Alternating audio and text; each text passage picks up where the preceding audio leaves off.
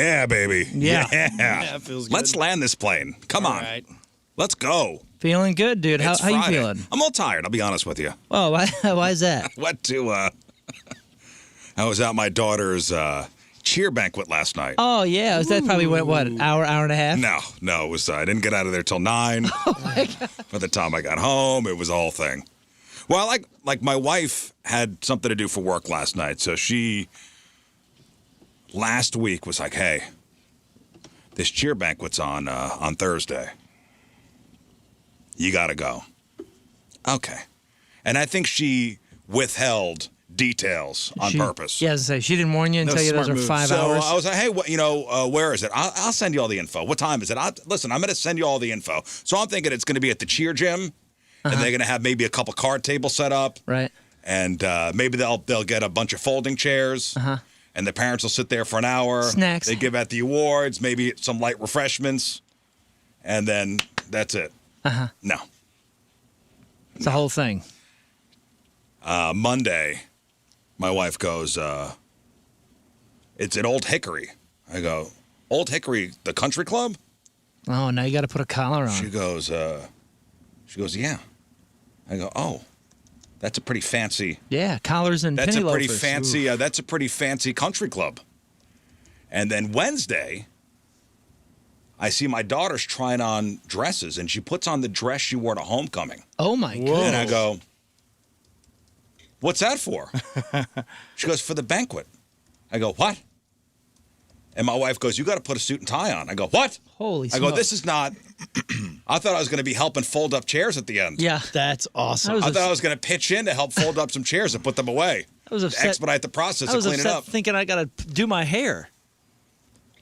Oh, yeah, it was a suit and tie soiree. They called it a gala. Oh, Yeah, they turn them into the Oscars, and they're before you yeah. know it, it's 5 hours later. Started at 5:30, didn't end till 9. Oh. Yeah, all right, that's fine. That's weird. Your wife Anything was for my busy. little girl. Anything for my little Yeah. girl, right? It's weird She your was wife happy. was busy. What could they be doing? And I'm There sure were people are going to get the upset. coaches had to give speeches, and there were awards given out. Not necessary. Awards for the kids. There was a coaches award given out. Coaches awards. Wow. They gave a best dressed parent award. I was hoping can they'd believe give it. Parent of the Year Yeah. award out. I was waiting for that, but that What do you mean didn't. coaches award? I have a thing with that. I don't think that should be done. They have a Coach of the Year award. This is my first one with this group. Oh, just one award for the One coaches. award. Oh, I thought you meant like we did the whole thing again now for the adults. for the No, grown-ups. it's like one coach Oh, okay. gets Coach of the Year. I think it's as voted on Okay, I can see that. by the kids and the staff. It was that award got the biggest cheer. Really, the adult. The adult. The adult in the room. The one adult that got in a the room. trophy. Yeah, it was a whole thing. Again, my little girl, she was happy. Oh yeah, she ditched me about half hour in, so I was But sitting yeah, there. but you knew that was going to happen. She was at another table. That's fine. Did you know anyone around you? No, it was All good. right. It was You didn't know fine. anybody? Nobody. That's I my tried. favorite. Yeah. Hey, that was awesome. Did you try to That was make a good friends? move. Yeah, I did. And what happened? Nobody wanted to be my friend. Aw. No, that is awesome you went. That's a surprise. You're usually pretty good at these things. I sat there. It was not about me. Okay. It was Were you told that? yes. That's how it all your was- stories it was start. Sitting and then there. At some point, you've made it about you by the end. How did you do it this time? I was good. Oh, good. I was good. I sat there. I applauded when it was time to applaud. I sat in silence when there was time to be Were you judging no any of the talking. speeches? Was I judging any speeches? Like when people got up to give the award? Everybody were you was like- great. Everybody was good, Rafe. Oh, that's good. Everybody was good. You weren't like, I'd have played that different. Oh, so In what, my head, yes, I would have maybe shortened a couple things, what'd they feed tightened you? a couple things Too up. long. Would they feed us? Ooh. Typical country club fare. Really? Uh-huh. So proper, like, suit and tie food.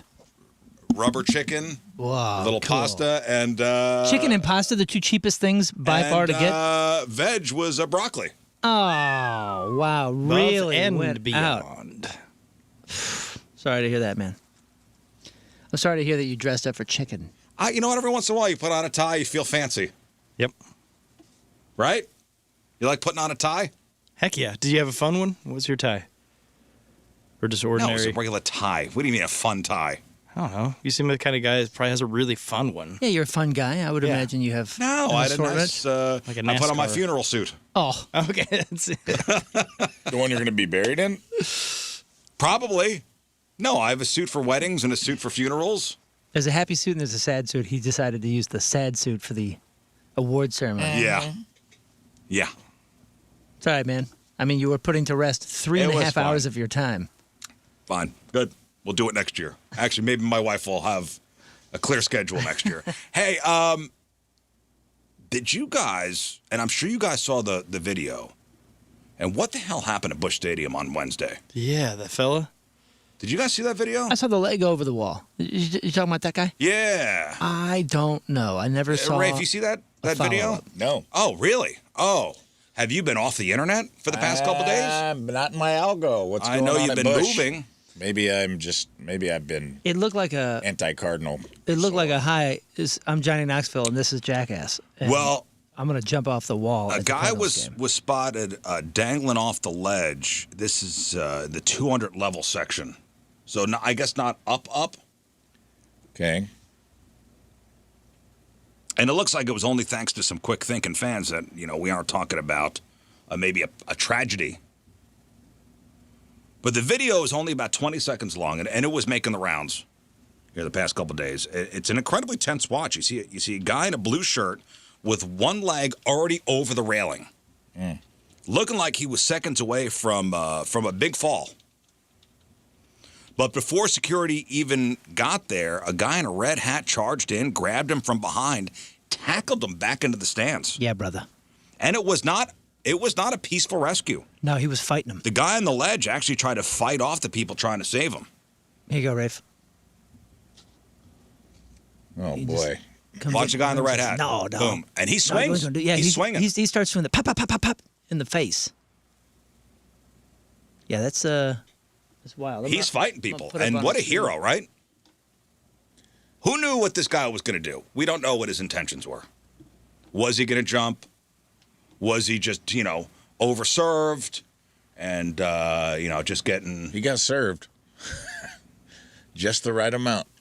So he's straddling it like a horse, but he's way too comfortable like that. Yeah. Is this just a drunk guy situation or is this a suicidal situation? Does he have shoes on? Yeah. His toes were exposed. Really? Probably drunk guy. I think so. I would imagine drunk having a bad time. Maybe his team's losing. But they did lose that night. It was not a Cardinal fan. Yeah, the season for this was I mean, last I don't season. know. I don't know if it's Cardinal fan. I couldn't tell if he had a Cardinals or Dodgers shirt on. They weren't playing the Dodgers. They were playing the Brewers. It looked like a Brewer well. shirt. Like Oh, the was it a glove. Brewers shirt? Yeah. The Brewers aren't doing that bad. Enough to jump off the middle deck at the stadium. But again, it wasn't a peaceful rescue. The guy on the ledge tried to fight off the people trying to save him, swinging his arms until a group of fans piled on to pin him down. Yeah, he popped that other guy just now. Yeah, does anybody know? A lot of free press for Tums, though. What's the story there? We have not seen any No updates follow-up? or. I got no follow-up. I got no follow-up here. Yeah, dude, I'm looking. Even the updated stories. Nothing. As of 12 hours If ago. anybody out there in Original Land knows, Yeah. let us See if something comes hip us to the details on this because this is a bizarre trend. I guess we're seeing more lately. Remember last year, the Pirates fan, the guy at the Pirates game, fell 20 feet onto the field, Yeah. ended up in the ICU with some pretty devastating injuries. See if you can pull that video up. Pirates game? Pirates game last year, guy falls out of stands onto the field. That, if you remember, that guy like ragdolled. Oh, that's But that right, was an that's right. accident, right? That was just. He was hammered. Yeah. He was hammered. I saw somebody throw a leg over a railing at where was that? Was that Enterprise Center? I can't remember. It was after a hockey game, but clearly drunk, just trying to be funny or fancy or something. And some dude just grabbed his shirt. Oh my gosh! Oh my gosh! Oh my gosh! At least That's that the was Pirates like, guy. But at least that was like field level. Yeah, this. I just remember this. This guy. That's still more than 20 feet. There's people that have fallen off the escalators. Oh, yeah. Those are. Stuff yeah, like this that, dude drunk. swung his leg over, and somebody just grabbed his jersey and ripped him down, and that was it. Oh man, the Pirates guy. And he was really hurt. That's the Roberto Clemente wall who died in a plane crash. by the way, He was really hurt. that looks higher than 20 feet. Woo! You know, whether it's a mental health crisis, a misguided stunt, or just a way to, I don't know, stick it to the team. You're depressed. Your team is losing. The Cardinals are doing pretty good this season. Yeah, they're doing be great. Cool. Just be cool. Maybe just way too much overpriced stadium beer. These incidents are becoming a real concern for stadium security. In this case, the motives are still unknown. The outcome could have been fatal, especially when you consider that falling from that height is almost never a survivable event. Yeah. And what about the people below? Kill them. Kill them. Yeah, that's crazy. So the real takeaway here is the people of St. Louis, at least in that section, don't just stand around with their phones out. While somebody was recording, the fans in that section did not hesitate to jump in and get their hands dirty to prevent a disaster. And for that, I applaud you guys. Heck yeah, man. Amazing. Because the video was being taken from down below, so Yeah. that person couldn't do anything. Thank you for documenting the event and keeping your phone pointed at the incident the whole time. Yeah. For the rest of us to enjoy later. That's right. Multiple heroes here.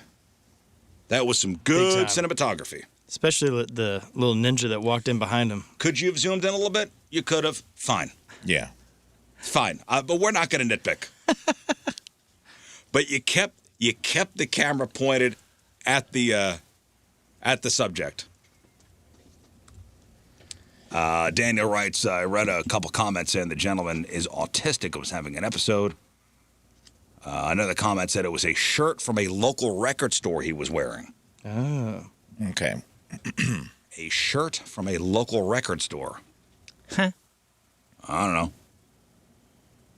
But the man was eventually restrained, taken away by security. The Cards did end up losing that game, if you're wondering, 6-2. But honestly, you know, given how close we came to a tragedy in the 200s up there, the score feels like a secondary concern, at least to me. Yep. It's definitely a check your surroundings kind of reminder for the next time you're at the ballpark. I haven't seen anything that wild in the Stanton Bush. No. Yeah. But, you know, when I go to Busch Stadium, I don't get cheap seats. Am I right, guys? Oh, I'm yeah. down field level. Am I right? Yeah. Because I'm famous. No place to fall but What? up. Yeah. If you fall out of the green seats, you don't even sprain an ankle. No, you land in all the free food. Yeah, that's right. Yeah. On those nachos. My free nachos broke my fall. Yeah. You're like, make me a gooey butter cake landing pad. Yeah, Michael just says, in case I trip. those are all real Cards fans who don't want a delay in the game. That's why right. they saved them. Yes, well. thank you guys. Whatever your motive is. Whatever, man. And hey, we salute the guy in the red hat that came up from behind. And, Yeah, man. and it looks like he took a punch in the face. Yeah, he took one for sure, but And the rest of the people in that section who piled on. God, good for you guys. yeah, that's incredible. I don't know how that didn't make it into my algorithm, but it didn't.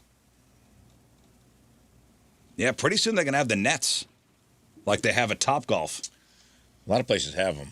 Oh, do they? Yeah. A lot of parks you go to under, like, there'll be, like, about 15 feet of net coming out from the upper decks on a lot of these ballparks. Because I'll go see games in other cities. When I'm there, if it's summertime and I'm traveling, I try to, like, go see a White Sox game if I'm in Chicago. You know, stadiums I've never been to. Mm-hmm. And a lot of them have it.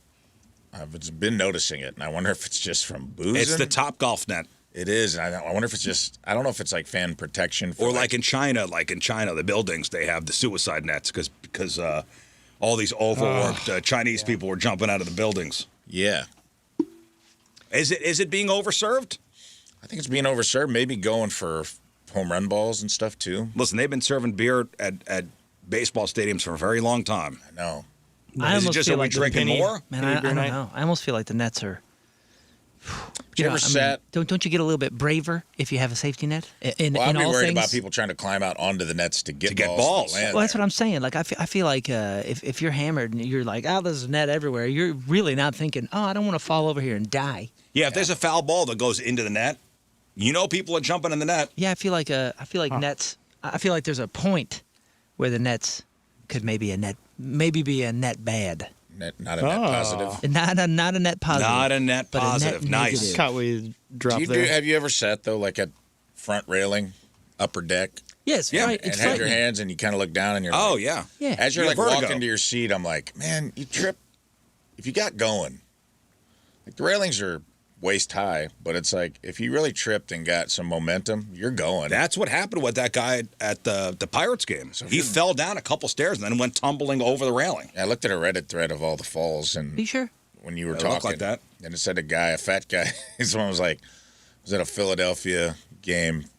It's like huge, fat Philly guy, no shirt, fell upper deck, landed, stood up, walked unassisted. He's like, he was so drunk that it was like the drunkenness protected him Probably because you're like so limp. ragdoll. Yeah, you're ragdolling so hard that like it didn't hurt him. That's why they say, drunk people are more apt to survive a bad car crash because Yeah, 'cause they're they not go tensed limp. up. They don't tense up. Okay, I'll tell you so what, you're dude. saying if you're in the upper deck, drink a lot. So Drink that a way if you lot fall. in Okay. case. We're talking about that. I mean, when I was at the Sphere, when we watched U2, we were way up in the 400s, and dude, I got up there, and first of all, at the Sphere, especially at the top, like there's a lot of people that say this. You got this weird dizzy vertigo for the first like 15 minutes, and me and Mallory both sat down, and I was like, "Yo, somebody's gonna die here, bro. Because if you trip on the You're steps, going down you multiple- I feel like you're just gonna fall forever. It's like falling off a mountain." The only way I felt that was when we went to Arrowhead for the first time. Oh, that's right. When we were up at the top, I was like, we're on the "Dang, top, dude." and it's Arrowhead's almost steep. It's almost like Yeah. you're sitting on a bookshelf. Yeah, that's Arrowhead is very steep. and that's how this felt. Except for it felt like there was a ceiling over me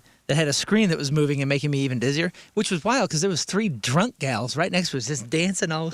I was like, "We're gonna watch these 3 you die guys are tonight." brave. Well, I just kept thinking like, "Oh, we're witnessing a future fall." All I'm thinking when I mean, was at it's Arrowhead crazy. was, is this really ADA compliant? I don't know how you're going to get a wheelchair up here. Yeah. That's my first thought always. Yeah. You know? How are we going to get a wheelchair up here? Then you saw everybody doing the tomahawk chop, and you were like, okay, they got bigger problems. They got other things to address. But that's what I'm saying. It's been like that forever. I mean, that stadium was built in what, the 60s? Like, I mean, Arrowhead? Yeah, if we started installing nets, I feel like people's instincts. I think people get more brave. That's what I mean. Okay. Their instincts are going to be Yeah. turned off even more. No nets. We don't need nets. If they're going to fall, let them fall. Let them fall. I love your advice. Let them fall. Let him fall. You thin the herd out, right? I guess so, man. Yeah. But hey, crisis averted, tragedy averted. Kudos to the people that saved that man in that section. And the extra good news is there's people at the stadium. Think about those Yeah, it's suicide just like a nets in bonus like here. China, though, man. That's crazy. That there's a business that was like, hey, man, our people won't stop jumping off the roof. Should we improve working conditions? And somebody's like, nah, put in nets. Cheaper to put the nets out. Put in nets. Stop them from dying and pull Put them back nets in. and then angle the nets into a chute that it'll shoot them right back into the chair they just got out of. Exactly. They just whoop right back into another cube. It's like a Papa Shot. Basically, you treated your employees like the Papa Shot Yeah. at Chuck E. Cheese. Like they jump and then they just roll right back Roll down right the back net, to work. Right into work. Into a demotion. Right back to work. Now they're working on a lower You're floor. working an extra hour today. Oh, man. Oh. I was jumping for joy, not 'cause I I'm hate 9. this. You know, I haven't been to many baseball stadiums. I've been to, obviously, Busch. Yeah. I've been to Busch. Yeah. How long have they had the nets now out past third base and first base? It's been a couple years now, right? 2019, 2020. 2019? something like that. I like that. Yeah. Yeah, people were getting hit. That's the other thing at baseball, man. Like some of the nets are protective. That field love. I mean, The listen, balls flying down there. these Yeah. guys are so strong now. It's different when it is a lot different the days of Babe Ruth when you used to wear like fancy clothes to a stadium. These guys now are so jacked, and the baseball technology and the bats and the balls, it's so far advanced from what it was. Yeah, and the ball's coming 118 miles an hour Right, off of yeah. that bat.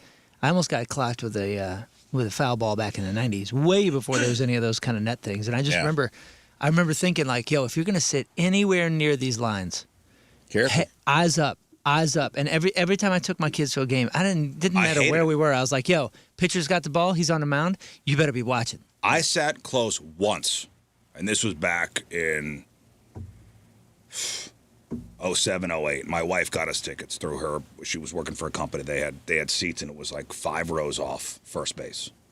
And I hated it. Why? Because you had to pay attention? Yeah, you're just looking the whole time. Yeah, third inning, there was a screamer, and I could hear the seams of the ball go above my head. Yeah. I love And that. I went, oh, my God. Nope. I'm like, I love cannot relax. And there were like 4 women in front of us knitting. They were knitting. Not even... Well, they're making little little pockets, and Yeah. they go boop and just maybe they snag were the making ball a out of net. the air. Maybe they were making the net making- that would Oh, how eventually... cool is that? Would eventually... Yeah. Well, have you Save gone to us this? Have you seen a game down in Springfield for the Cardinals down there? No. That park is the old school kind where you're sitting right there. You're a fielder, basically. Oh man, and it is. Oh, yeah. It's so much smaller, and it's the same guys that play in the big leagues are playing there. And Oh yeah, dude. you're just like, oh, this is scary. This is Yeah, scary. I've been that's to- why you take a glove. You used to make fun of me. Remember, we went to a game. Well, I yeah, think, because together, and I I'm took a saying, glove. what, is the coach going to call you in just in case there's no... Yeah, dude. No, I just need it on my hand in case a screamer comes this way. I got to save my hey. buddies' lives. Coach is like, oh, we're out of third baseman. We need anybody bring a mitt? Did you This see, guy right here. Did you see that 33-year-old catch that foul ball over there? Put him go in. to You're in your 30s and you brought a mitt to the game. Yeah. Whatever, dude. If you go to a Marion Big Miners baby. game down in Southern Illinois, you might pinch run by the end of the game. Like, there's a chance you're getting called out of the stands. Like, you're that close to everything. I'm going to They bring my might- hockey stick to the Blues The game. manager might be like, Stop it. manager might just make a little sign and somebody just grabs you and goes, hey, you're pinch running for Peters. Heck yeah. You got to go to some parks, dude. If you ever get out I of know. town. I've been to Yankee Stadium. I've been to the old Yankee Stadium, the new Yankee Stadium. It I've is been cool. to Shea Stadium. Okay. Not Oh, the that's new, cool. not the new City Field where the Mets play. Yeah. The I've The been actual- old to school and the rad old one. school. Yeah. Didn't you Shea live by Stadium. that? Yeah. Isn't that where isn't that Flushing. in Flushing? Yes, Flushing. Have you gone to Boston yet? No. Nope. Ah, screw that place. I've been to, I've been to the old Bush, the old Bush Stadium and the new Bush Stadium. Yeah. That's pretty much it. Oh man. really? I haven't been to Wrigley. I want to pee in a trough. Wrigley's You have not done cool. Wrigley yet. It is cool. I've done Cubs, White Sox, Orioles, Cardinals, obviously. Rangers. Oh, that's cool. Oh, that, How was Oh, in that- how was that Arlington, part? huh? It was cool. It was cool. that's a nice park. Where else? We One of were- the L.A. Dodgers. Chavez Ravine. Is that what it's called now? Yeah. I just Well, that's I don't know. I think it's Dodger Stadium, but they Yeah. call it right. Chavez Ravine. I didn't know that. been to the Reds game, Oh, that's cool. Ooh. Cincy. Okay. Did a Ravens That's a game. nice. in That's a Cincy, nice. too. stadium. Wasn't that a was newer cool. park? I went to a Ravens game too. Camden Yards was really similar to Bush. I feel That's like they at- got in built around the Baltimore. same time. I think same architect. Because it felt very. I'm like, oh, this feels like Bush 1.0. And right by it is a Ballpark Village thing. I It's owned by the same believe. people. I'm pretty sure it's the same architect. felt very similar. Yeah, that a whole couple Ballpark, others. Where else have I Ballpark Village thing. I was in there and I was like, "What the heck?" That's- I feel that's like I'm in very St. Louis. similar as well, And right? they go, "Yeah, oh yeah, I think this guy opened or this group opened one in St. Louis." I was like, "Oh yeah." So the Ballpark Village in Baltimore is like the two It's a s- levels. Yeah. No, yes, it is, but it's not like just a standalone Because building. our, kind of our thing. It's- Ballpark Village here is badass. I mean, The- it's pretty theirs- awesome. Yeah, and theirs is too. It's laid out differently, but it is the same thing, the same concept, the same feeling. It's pretty awesome. Did you ever go to Mile High? No, I'd like to. It's a great park. Mile High was kind of neat. It was. I liked it. It was. Yeah, it felt. It felt. a Denver, little Well, bit- you know why? Well, it was also empty. It was empty. That was really cool. You got to sit on the front row. They brought you down to the very front, but also how clear the air was. Yeah. I just remember you could breathe so easy in there. It was so nice. Well, was kinda did, neat. did the Rockies play there before their stadium was built? What you mean? Mile High isn't Mile High where the Broncos play? Yeah, Oh well, yeah, They've had Coors Field the whole time. Coors Field. Yeah, sorry, Coors sorry. Field, sorry. But it has a Yeah. line in the stands where the mile Oh, marker okay. is. Because Mile High is where the Broncos. I'm sorry. Yeah, I forget the name, but Coors. they do have a mile line where it's a mile above Oh, sea cool. level. Yeah, Yeah, we- and if somebody hits it up there, how cool is that to think like I just hit a ball up to the mile high line? Well, Yeah. Another steep. you had a head start. Yeah. Another good steep stadium if you want to kind of wet your pants is the Angels one, because it feels like it's not safely built. Well, that's an old cookie cutter one from the '60s, isn't And, it? I think Anaheim? so. Yeah, it's just kind of one of those where you're like, woo, you're right there at the edge of everything. Dude, I'd like to go around. Personally, I love Kaufman. I love Kaufman that. is the, awesome. The old I've been to Royal Stadium, Kaufman. dude. Yeah, it's I was so like, I know sweet. there's another one. Yep. That one's cool. I love the feeling of That's that. why I of can't that believe park. we're moving Arrowhead. That's so dumb. Like Arrowhead and Kaufman being right next to each other is It's such a brilliant. cool. That's where all the noise comes from too. Is like the sound. bouncing out of Arrowhead, off of Kaufman, and back into the stadium. That's why it's the loudest place to play. And I'm like, you're going to lose all that, and you're going to have to end up pumping sound in like Seattle. Like Seattle would be cheating. They pump the sound in for their... Is that true? Yeah, they got caught doing it. Like It the whole seems to be 12th working. man thing. Seems to be Oh, working. is Remember that they took the decibel record away from the Chiefs for like 2 weeks. Is that a fact, or is then- that they were caught? I believe so, yes. It's a fact. They to were a like Chiefs pumping fan. crowd noise in through the speakers. Well, that's not right. No, they didn't have it for long. That's cheating. They made it a point to take it back like a week or two later at the next Chiefs home game. You should go to a Royals game. I would love to. Super I fun. would love Especially this team. They got And it's so great weird players. that it's just right there and a totally different tone. Yeah, than they the got Cardinals good game. players. They ain't doing well this season so far.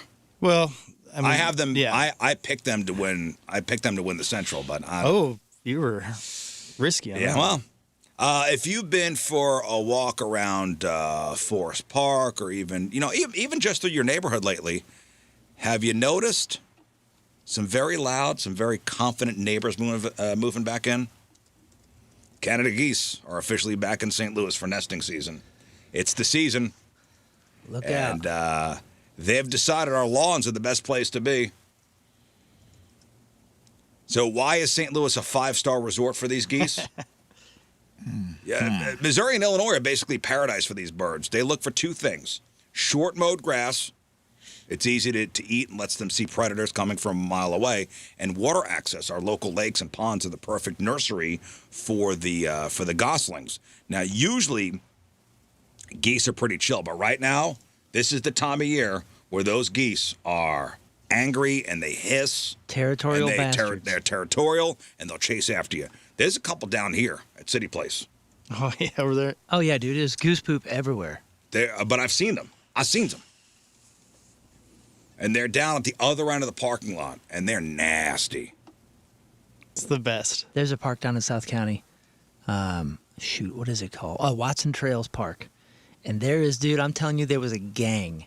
And they was just family to family, generation to generation, this gang of geese. And they owned the park during this time of year. You And it's could gonna not be go on those trails. Between now and early July, they got that new parent energy. They're going to be extra protective. So if you or your dog get too close to a nest, expect what they call the death hiss. And we know what that sounds like. That death hiss. Expect some loud honking that sounds like a car alarm. And then the dreaded full-speed chase. Somebody said it's the Canadian Air Force. You ever been chased by one of those things? Oh, yeah. I've yet to be. They are the Oh, bane really? of SIU Edwardsville, dude. There's nothing- That's where I've seen Yeah. There's video nothing from. that makes you I'm saying feel also. less of a man than running from a goose. You feel so stupid, but you're like, I'm not going to fight it.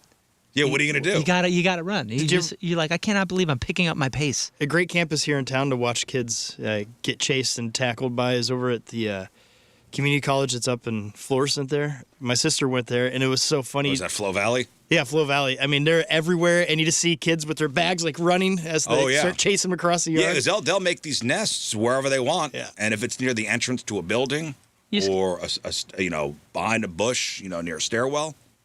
It's great. You got to do what the colleges and the hospitals do, where they get them coyote cutouts. Oh yeah, I've seen that. Yeah, you'll see them everywhere. If you're coming 40 west and you're getting on 270 north, look to your right. You'll see what you'll glance over and think there's coyotes right there.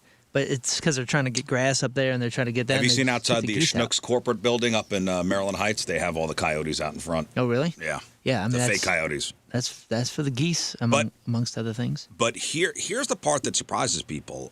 Even if they're nesting, they could be right on your front porch.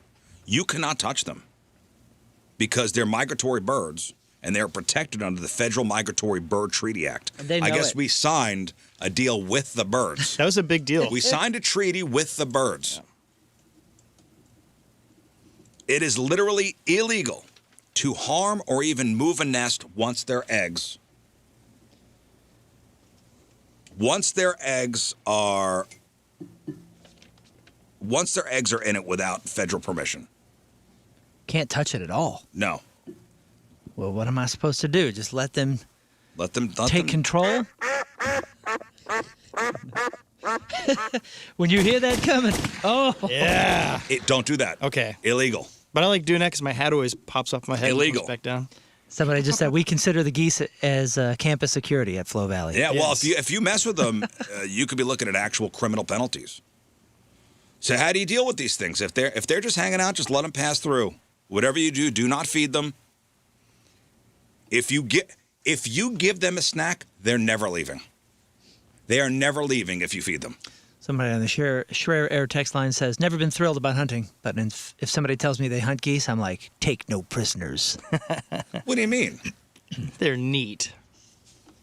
If they've already nested, you are stuck with them for a couple weeks until the babies can fly, or your best bet is to just maybe take the long way around. Yep. You can't do anything.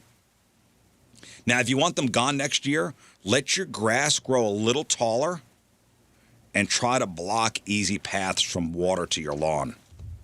They hate feeling like something could be hiding in tall grass. That's awesome. So put fake snakes out there?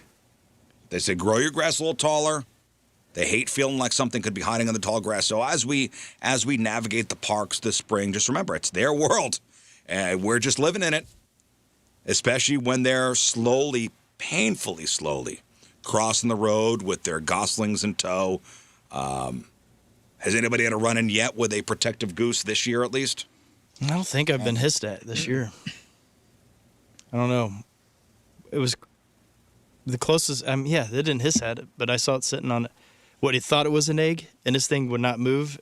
And then we saw him get up whenever we went to a restaurant, and the goose was sitting there, and we thought, oh, man, it must be on an egg. And we saw him move, and it was just a rock that looked like an egg. Idiot. The thing was just sitting there like, doo-doo-doo. Well, up at SIUE, Yeah. and they would prevent people from going into buildings. They were everywhere, man. Because that's a huge campus. It's like 24,000 acres. It's the second biggest acreage Golly. campus in. That number may be wrong, but I know it's the second largest by acreage campus in the United States. So SIUE? yeah. So they have it because they do a lot of farm agriculture stuff. Right, okay. I'm not sure how many acres. It's a lot. It's like more than you think.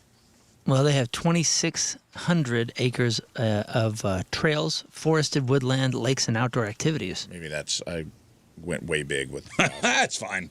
But it's the second biggest, right? I mean, it seems to look huge. They're everywhere and they're protected. Yeah. They did have like maintenance staff would do egg shakes, so they wouldn't hatch too many eggs. Aw, Wait, I thought that was illegal. that's brutal. I don't think so. You can't do that. Maybe the common man can't do it, but the SIUE Oh, they're probably grounds crew. It is a state Grounds crew. Yeah. Hey, ground speaking of facility.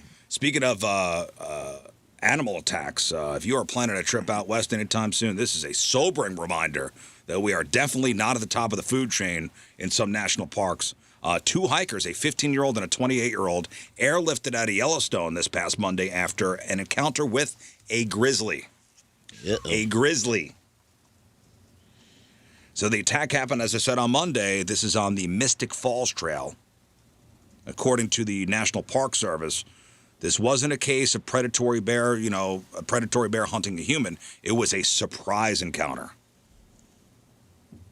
So evidence shows that the hikers stumbled upon a mother grizzly with 2 or 3 cubs, all less than a year old. So again, it wasn't like the grizzly was hunting the human. It was just Perfect timing. bears coming down the trail, humans coming down the trail, bad timing. And as any mom knows, protection mode is real, and the grizzly likely viewed the hikers as a threat to her babies and reacted instinctively. Both people, the 15-year-old and the 28-year-old, badly injured enough that emergency responders had to helivac them out. Damn. They had to fly them out for medical treatment.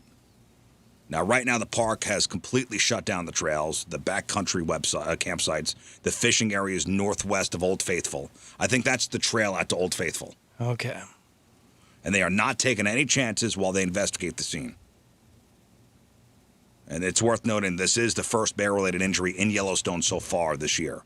The last time somebody was hurt by a bear was September of last year. And thankfully, we haven't seen a fatality in the park since 2015. Yeah, it's pretty rare. And they survived it. That's crazy. Dude, I even did a lot of those trails back when I was a teenager by myself or with like buddies. And man, I just did them. Yellowstone? I Yeah, you never- were at Yellowstone, right? I only Last ran year. into a bear once, and it was already seen by a ranger in like 500 yards away. Like if they see it anywhere near a trail Yeah. and it gets reported, they'll get out there and like Move 'em? No, they don't shut move the trail 'em. down? They move you. They keep you back. Well, let me ask you this question. So this bear attacked 2 people. Are they gonna put the No. bear No. down? I don't think so. Not out there. Not in no. Yellowstone. I hate those stories. Yeah, because that's usually in town where they're worried they're going to come back to that house or Like, whatever. oh man, the bear got a taste of hunting humans. No, this We're gonna seems put the like bear more down. of a chance encounter. I can't Well, imagine. even they yeah. would. Well, I just hope the bear's okay. Yeah, you play. I hope the humans are okay. you too, play the obviously. stats. I mean, did you ever feel like you were in danger? No, I mean, more than you should. I mean, no, not particularly. I saw a grizzly bear and a cub, but it was like with a guide from the road. They were in a meadow because you get on the. It's so expansive there, dude. You get back in the valley, like away from Old Faithful, like the north part of the park. It's huge, man, and it's like there was like a grizzly bear out in the meadow, and everybody would pull over and look. You know, we were looking through like a spotting scope. It was Yeah. probably like Right. and 500-600 yards away, which is they're plenty. like- I was yeah, good. me too, Yeah, dude. yeah. You I could saw what I needed to see. even from 500 yards, you can see their hair glistening and their Oh, yeah. muscles Well, I know moving. they You say go, it's- God dang, that thing is easy to huge. get. It's easy to get caught up in like the cool factor of seeing a grizzly from a distance. But the Park Service is using this as a pretty big teaching moment. If you're hiking in grizzly country, bear spray is a non-negotiable. You need it accessible, not buried in your pack. Yellowstone lets you? Because Yosemite does not. I think Yellowstone lets you. Yosemite would not let us have bear spray. And we were all over the They place. sold it at the airport In crazy. Yosemite.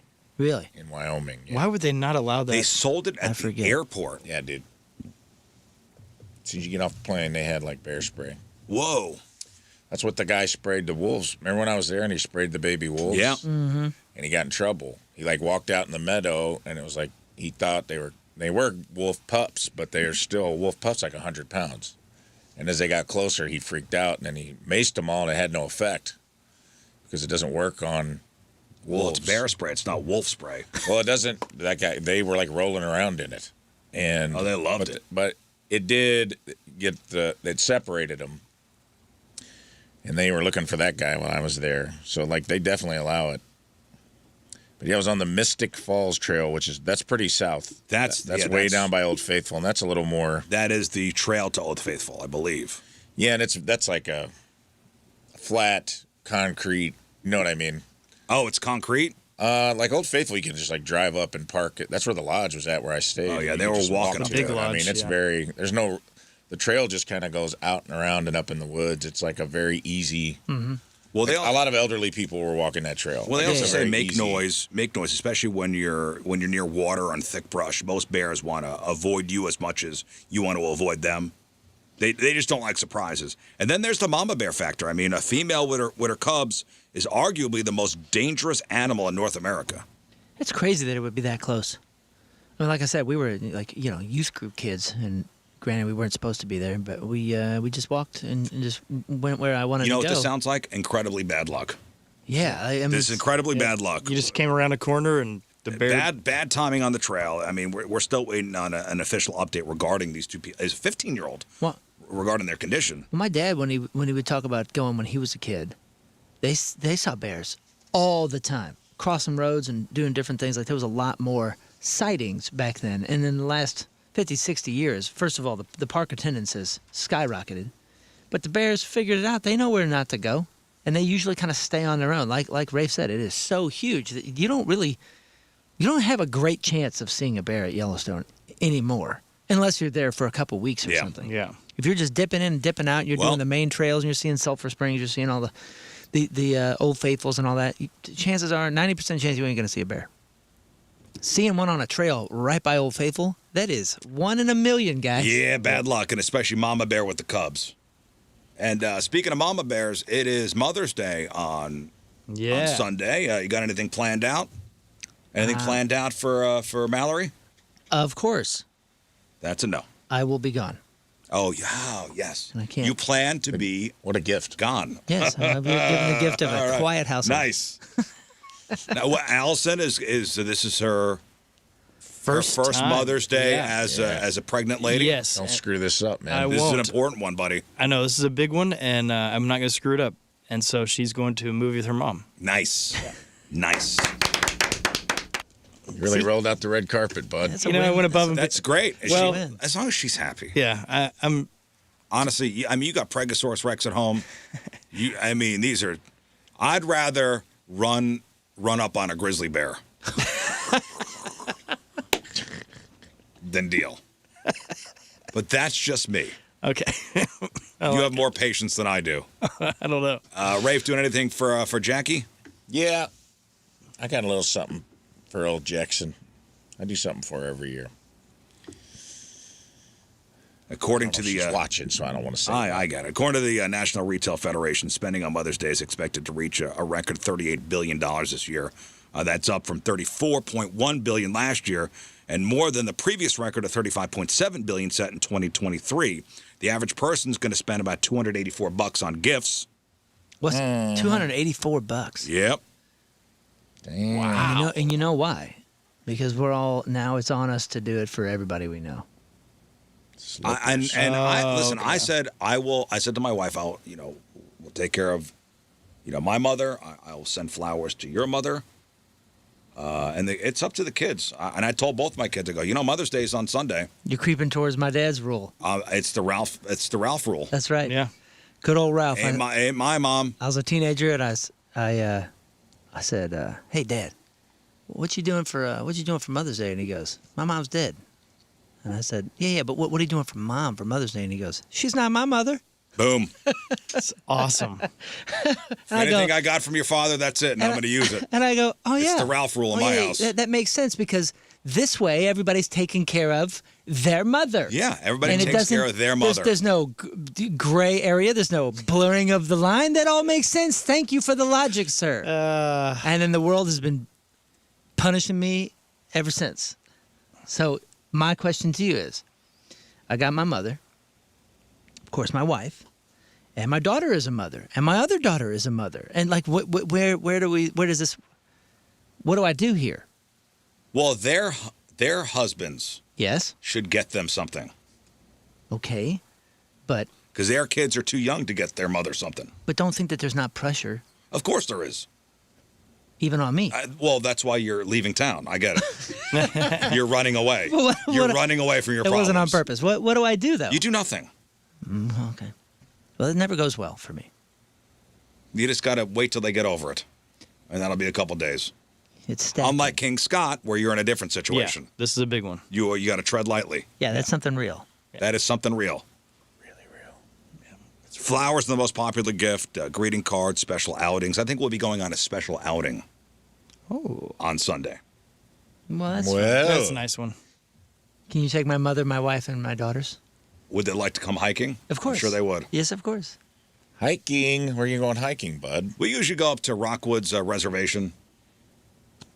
If the weather's nice on Mother's Day. My wife likes to get outside and bring the dogs, bring the kids. Minimal complaints. 40% chance of scattered showers. Okay. High of 69. All right, 40%. It's going to be wonderful. It's going to be a Video wonderful game day.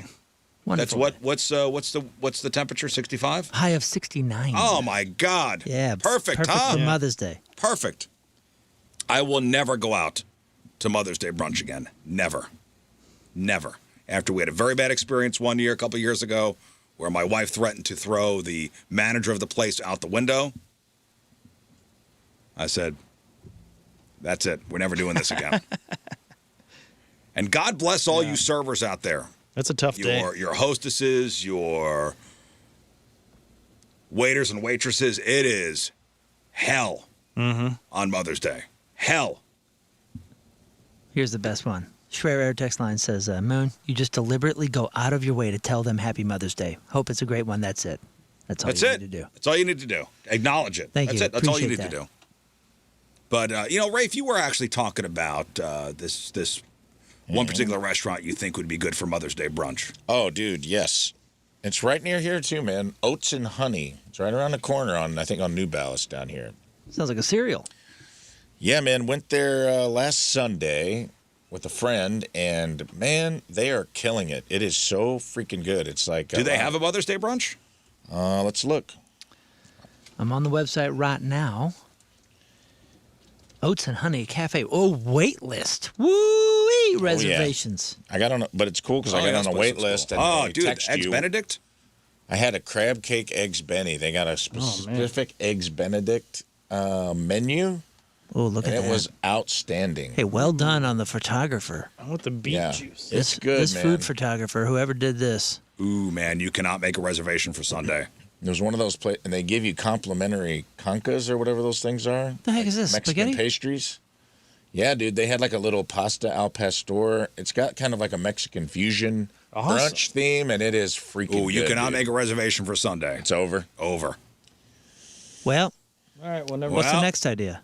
Sorry, dude. Cracker Barrel. Well, You can order online. or listen, maybe you get on the wait list.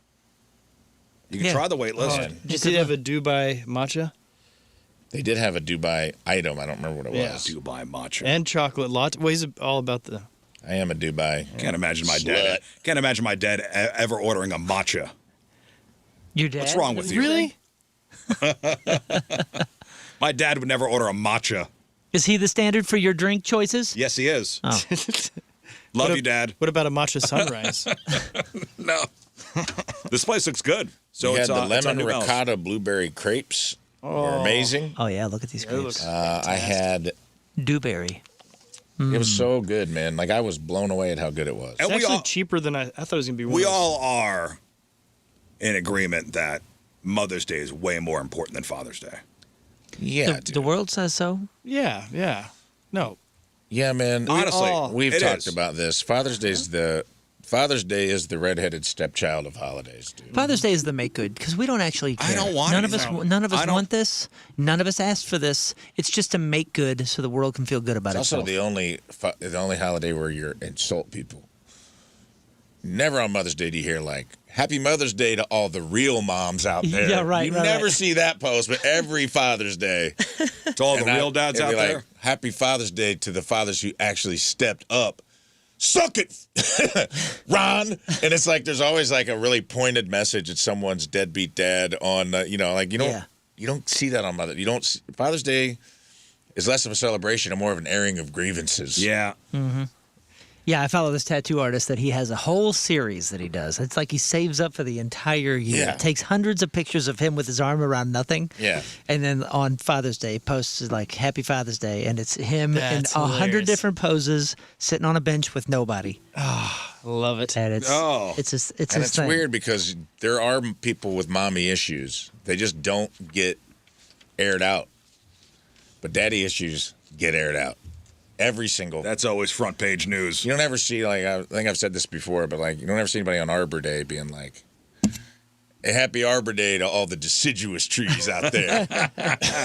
Suck it, pines. It's like, it's just a weird flex. It's like it's the weirdest holiday of all because it is a 50-50 of celebration and grievances. Well, I just read this this morning about speaking of deadbeat dads. Okay? So if you are planning an international getaway, but you are way behind on child support, you might want to check your mail because starting Friday, today, the U.S. State Department is getting serious about a policy that's going to ground a lot of parents. So here's the deal. The government is officially moving from the just denying new passports to actively revoking existing ones for thousands of people who owe back child support. Whoa. They will take your Whoa, passport whoa. away. Now, how can they tell it's not for business? Like, they look at it and go, "Oh, this guy's going to Puerto Rico. Take his passport." Or this guy's going to Hong Kong. Maybe he's working. You are not allowed to leave the country, Wow. business or not. That's wild. So here's how it's going down. The first wave, they're starting with the big fish, about 2,700 people who owe $100,000 or more. Oh, my gosh. If Yeah. that's you, if you are listening right now to the Rizz Show and you owe $100,000 or more in back child support, your passport is being deactivated today. How does that even happen? Like, think of that number. Think of how many months you do. That seems like the kind of guy that's already out of the country and disappeared and live into some rainforest. Well, that's why they don't want you also- running away. But also got divorced at a huge dollar amount, Yeah. right? I don't know how it breaks down. All they're saying is if you owe $100,000 or more in back child support, We were just talking starting about, today, your passport will be deactivated. I was just reading some article about somebody famous. Was a actor, a basketball player or something? I forget, but like he was fighting the alimony of $45,000 a month Yikes. that the gal was taking. I just thought, oh Well, my gosh, listen, it's she's a got yearly a certain thing. lifestyle she wants to maintain. Now, the next wave is this isn't just for the six-figure debts. They're planning to expand this to anyone who owes more than $2,500. So this could end up affecting tens of thousands of people across the country. Now, in the past, you only really got caught when you tried to renew your passport. Now the Department of Health and Human Services is handing over the list, and the State Department is pulling the plug on those documents immediately. Wow. Now, what happens if you're already at the airport? If your passport gets revoked, you ain't going anywhere. If you're already out of the country when this happens, you'll have to head to a U.S. embassy just to get a limited document that lets you only fly back home. Oh. Dang. And the government's message is pretty blunt. A passport is a privilege, not a right. Happy Mother's Day. Yeah. Now, the silver lining is if you resolve the debt or get on an approved payment plan with your state agency, you could eventually get your travel privileges back. Apparently, just the rumor of this happening over the last few months has already scared hundreds of people into paying up. So it's amazing how fast a deadbeat becomes a dedicated parent when a trip to Cabo's on the line. Am I right? Huh? Daddy's got to go to Thailand and see his ladyboys. Looks like you will get a Christmas this year.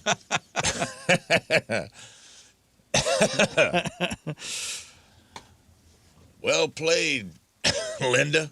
Well played. Yeah, of course this goes for women who owe back child support, if that's the case. Isn't it funny, though, you don't picture any woman paying that? So funny. There's always one guy. What about Takes the it women? personal. Okay. Thou doth protest too much, homie. Somebody's in arrears in child Fine. support. It's women too, Yes, okay? man, yes. Yes. Yes. But with Mother's Day on Sunday, you know, and maybe you haven't planned anything out yet. You got a couple days to come up with something good, you know, for all the moms in your life. But according to a new video going around, it might not matter. So a mom is going viral because this is her hot take on Mother's Day. And I want you all to pay attention to what this woman says. She says, dads are going to get something wrong on Mother's Day. That's just the way it is. And I'm like, you can't win. You can't win. No matter what you do, you can't win. She says dads don't really stand a chance on Mother's Day because decisions still need to be made, and they're going to do something that isn't the way that she would do it, and that could cause her added stress. What? Yeah, You can't win. I feel the same, and I know that that's me being negative, and I've been trying to work on This is a that. woman that's actually saying this. I appreciate the backup. It doesn't help me. And you want her advice? She offers some advice. To dads, she said to try to make sure that your wife feels the love on Mother's Day. And to even throw in a disclaimer like, I'm probably not going to get this all right, but I do want you to know that I appreciate everything you do. Everything. What are we doing here? Just babies. We're just all babies. Us? All of us. The menses? The menses. The womenses. I'm a baby about it because I hate being a failure. And when you feel like when every Mother's Day comes around and you feel like a failure, it's not a great feeling. Now I am getting better at it, and thankfully I'm surrounded by people now that make me feel better about it. It's like diffusing a bomb, but it's taking a while. And I appreciate this lady stepping up for Do ya? us. Yeah, I appreciate that. Heck yeah, man, making us feel like we're not total failures. I mean, like there's nothing. No, she's saying we're going to fail. We are going to fail. We are definitely failing. But we already know that. We may know that, but we only got to say it out loud. Oh, you don't like this? For a guy to go, I know I'm probably not going to get this all right, but I do want you to know I appreciate everything you do. Fine, you could say the last part, but why do you got to say the first part? I don't know. I know I'm going to get this wrong. Makes me feel better to verbalize it. To the moms, she suggested that Mother's Day doesn't have to be the best day ever, and it shouldn't make or break you. She also said pick one small thing that'll make you happy on Sunday and do it for yourself. Fine. Life is good, man. Life is fine. Life is good. Life is good. Life is good. We're going to get it wrong, things are guys. going well. So no matter what you do, no matter how all out you think you're going, your wife is still going to be pissed off. Happy Mother's Day. That's what this woman is saying. Batten down the hatches. I could get the biggest diamond in the world, but somehow I'll still screw it up. That's right. Prepare for a small storm. That's all. Everything will be fine come next Saturday. Well, moms have been getting shortchanged at Christmas for years, man. It's a universal balancing. Mom's been getting a robe and slippers. You're right. At Christmas for the love of God. And Mom goes all out always. And Mom goes all out. Everybody gets taken care of. And then kids and dad, they go to the store and you get isotoners. You're getting a terry cloth robe and maybe a coffee cup. Mom ain't getting nothing cool for Christmas. So, this is a nice equalizer for her. Take care of your mom on Mother's Day. Yeah, I appreciate Mom. I appreciate my wife. I appreciate my mother-in-law. Happy Mother's Day. You appreciate your mother-in-law? Yeah, sure. That's great, man. That's not what you said earlier. Oh. A joke, a kid. Please do not kill me. Hey, one more thing before we hit the break. And I know King Scott left to go get Clownvis. That's right, Clownvis will be here. Clownvis is here. This virus thing out on the cruise ship. Hantavirus. What do you guys know about this? I know we talked a little about it yesterday, but my daughter came home yesterday from school asking about this thing. Yeah, I know it's it's been sending some people into a panic, and I think it's gone unnecessary. Viral. Yeah, it's gone viral, if you will, and it's I think it might be a little bit overblown. Just a little bit. We might be maybe not. Maybe it's going to kill us all, wipe the whole planet. We'll start over. But listen, everybody's got in their mind 2020, and I understand. Yeah. But I think we need a calming voice out there to kind of set everybody's mind at ease. So you've all heard about the Hantavirus outbreak on this cruise ship over the past couple weeks and thought, oh, no, not again. Well, maybe you can relate to this woman's viral rant on TikTok. Listen to this woman. This is maybe she went a little too far. So the people on the boat with the Hantavirus and they want to get off. Well, I ain't trying to be heartless and cruel, but no, y'all can't get off. Stay out there. Listen, let them control it while y'all out there in the water. Go out on the balcony, do whatever y'all need to do. We don't need no more over here spreading and taking us out. I'm sorry. Now, I'm not trying to be insensitive. I understand y'all got families, y'all got kids y'all want to get to, but what y'all want to do? Come home and infect them? Ladies and gentlemen, I understand. The king of the Hantavirus, preeminent expert on the Hantavirus, Clownvis. Hey, did someone say Hantavirus? Hey guys, what's up? No, so we're talking about the cruise ship that's out there, and 3 people have died. That's not good. No, it's not good. No. So this woman is imploring everybody to stay on the boat. Don't try to bring that stuff back over here on this land. We don't need any more stuff over here spreading and taking us out. I'm sorry. Now, a lot of people agreed in the comments, but unfortunately, many of the travelers are off the boat already. And health officials in at least a dozen countries, including the U.S., are tracking dozens of passengers who have dispersed across the world. There are 5 states as of yesterday that some of these travelers have been to: Arizona, California, Georgia, Texas, and Virginia. Those passengers have not shown any symptoms. Yet. Now, 3 people aboard the cruise ship have died. There are 5 additional confirmed cases, 3 suspected infections. The good news is this is not something you should lose sleep over. Both the World Health Organization and the CDC say the public health risk is low to extremely low. One reason is this virus, yes, it's serious. It's serious because it's so lethal, not because it spreads easily. It usually spreads from rodents to humans. And they say that the couple that got it, they were bird watching on a garbage pile. That's how they got it originally. What go wrong? They were bird watching on a garbage pile. My goodness, weird. And that's how they got the virus originally. Some people are just hopeless romantics. The human-to-human transfer is rare, and it requires more than just I'm around you. It requires more than a casual exposure. Now, it is kind of morbid, but when somebody is infected, they tend to become incapacitated pretty quickly, rather than staying well enough to be walking around spreading it. So once you get this thing, you're pretty much down for the count, and you're not out amongst people spreading it. Like, when COVID was going around. So Calm. we're cool, right? So Stay cancel cool. the So stay cool, everybody. Cool. cancel our photo shoot today. Then we're going to Maryland Heights for that. Oh, on top of the garbage heap? Yeah. Yeah, go bird watching on the landfill. Yeah, did you read that that's where they got it from? No, I had no idea. Yeah, look that up. These two, the couple, I think they're German. The German couple who died. Sounds like a pensive German emo band lyric. Bird watching on the garbage pile.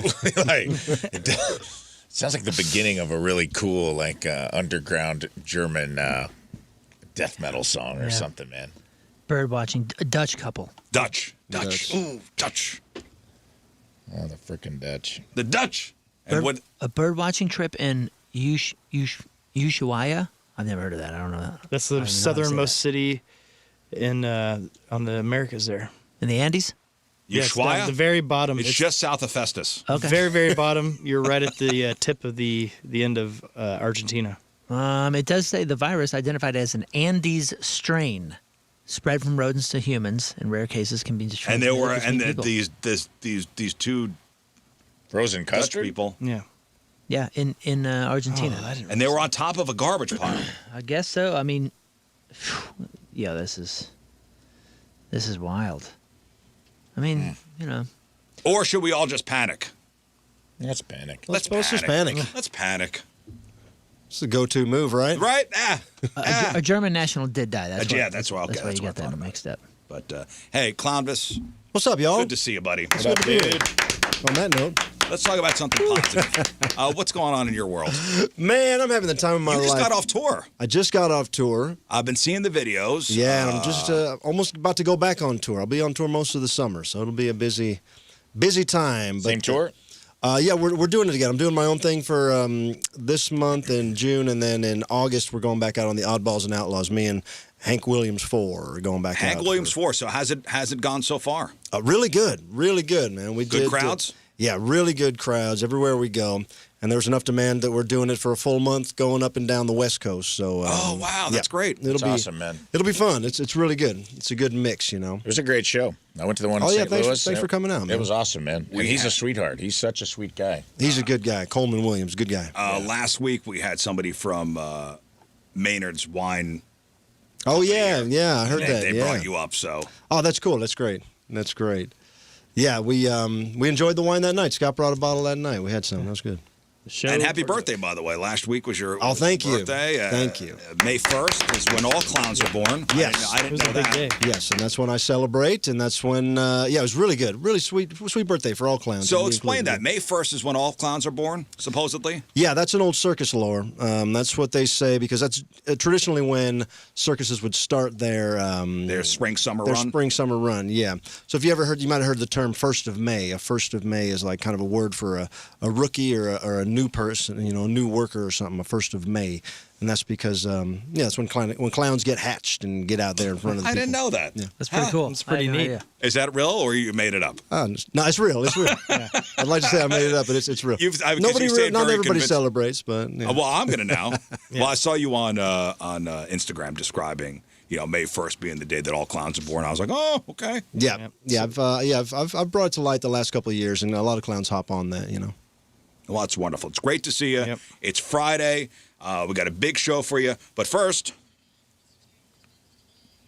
Teamers Member of the Day is brought to us by Hot Shot Sports Bar and Grill. Score their famous tacos for only $1 each after the Cards score 8 or more runs all season long at Hot Shot Sports Bar and Grill. Get the details at hotshotsnet.com. From St. Paul, Missouri, Kyle Thompson is our team. All right, Kyle. The Rizz Show has basically been the soundtrack to Kyle's mornings since we started. He listens every morning while getting the kids ready for school at the gym and then on his way to work. He says, what I like most is that it feels like hanging out with a group of friends every morning. The crew has the perfect mix of humor, real-life stories, and just enough news and random knowledge to make it interesting. I also like that it never feels forced. It's just a group of dudes and learn with different personalities bouncing off each other, and that's what makes it entertaining. Kyle is a local realtor who married his high school sweetheart, and together they have 2 boys who keep life busy and entertaining. Big outdoors guy, enjoys golfing, fishing, and barbecuing. Kyle Thompson from St. Paul's, our Team Rizz Remember the Day. Get your super sweet Team Rizz Remember the Day soccer jersey. Get yourself signed up 1057thepoint.com/Team Rizz. All right, Moon, what you got for us? Well, I have Jerry Seinfeld's take on Friends. He's going to break down exactly what he thinks Friends actually is. We have a very famous gal from a very famous show and some other movies who just joined OnlyFans. Plus, we have a great list. It is Mother's Day this weekend, so I want you to be thinking about the best TV show moms of all time. All right. We got that. We got your crappy birthdays. We got the porno birthday, the great purge. Instagram just wiped millions of followers, and nobody was safe. And from phone screens to the Hall of Fame, what game just made the World Video Game Hall of Fame? We'll chop it up next. Stay there. All right, welcome back to the program. Phone number 314-624-3833 or 618-398-3833. The Schreier Air text line, 314-649-DUMB. The Bud Light Studio Cams, 1057thepoint.com/Rizz. The socials at RIZZ Show. Your emails, RizzShow, 1057thepoint.com. Clownvis joins us this morning. What's up, gang? Rave's E-memoriam on the way. We'll do Friday Fail Stories, I promise, this week. We'll give away some stuff, maybe RizzShow password. How about that? Ooh, love password. It can Don't happen. you love password? Learn is out in Vegas. Is she going to see No Doubt tonight? Tonight. Oh, gosh. Tonight over at the Sphere? I've seen doubt, some of those no videos. doubt. They look pretty good. Yeah. I saw the opening, like how they opened the show. Oh, really? Yeah. Yeah, of course people got their cameras out. I don't want Looks to. cool. I don't want to see it. I want to see the show, but You want to see the show? I don't want to. Are you going to go see it?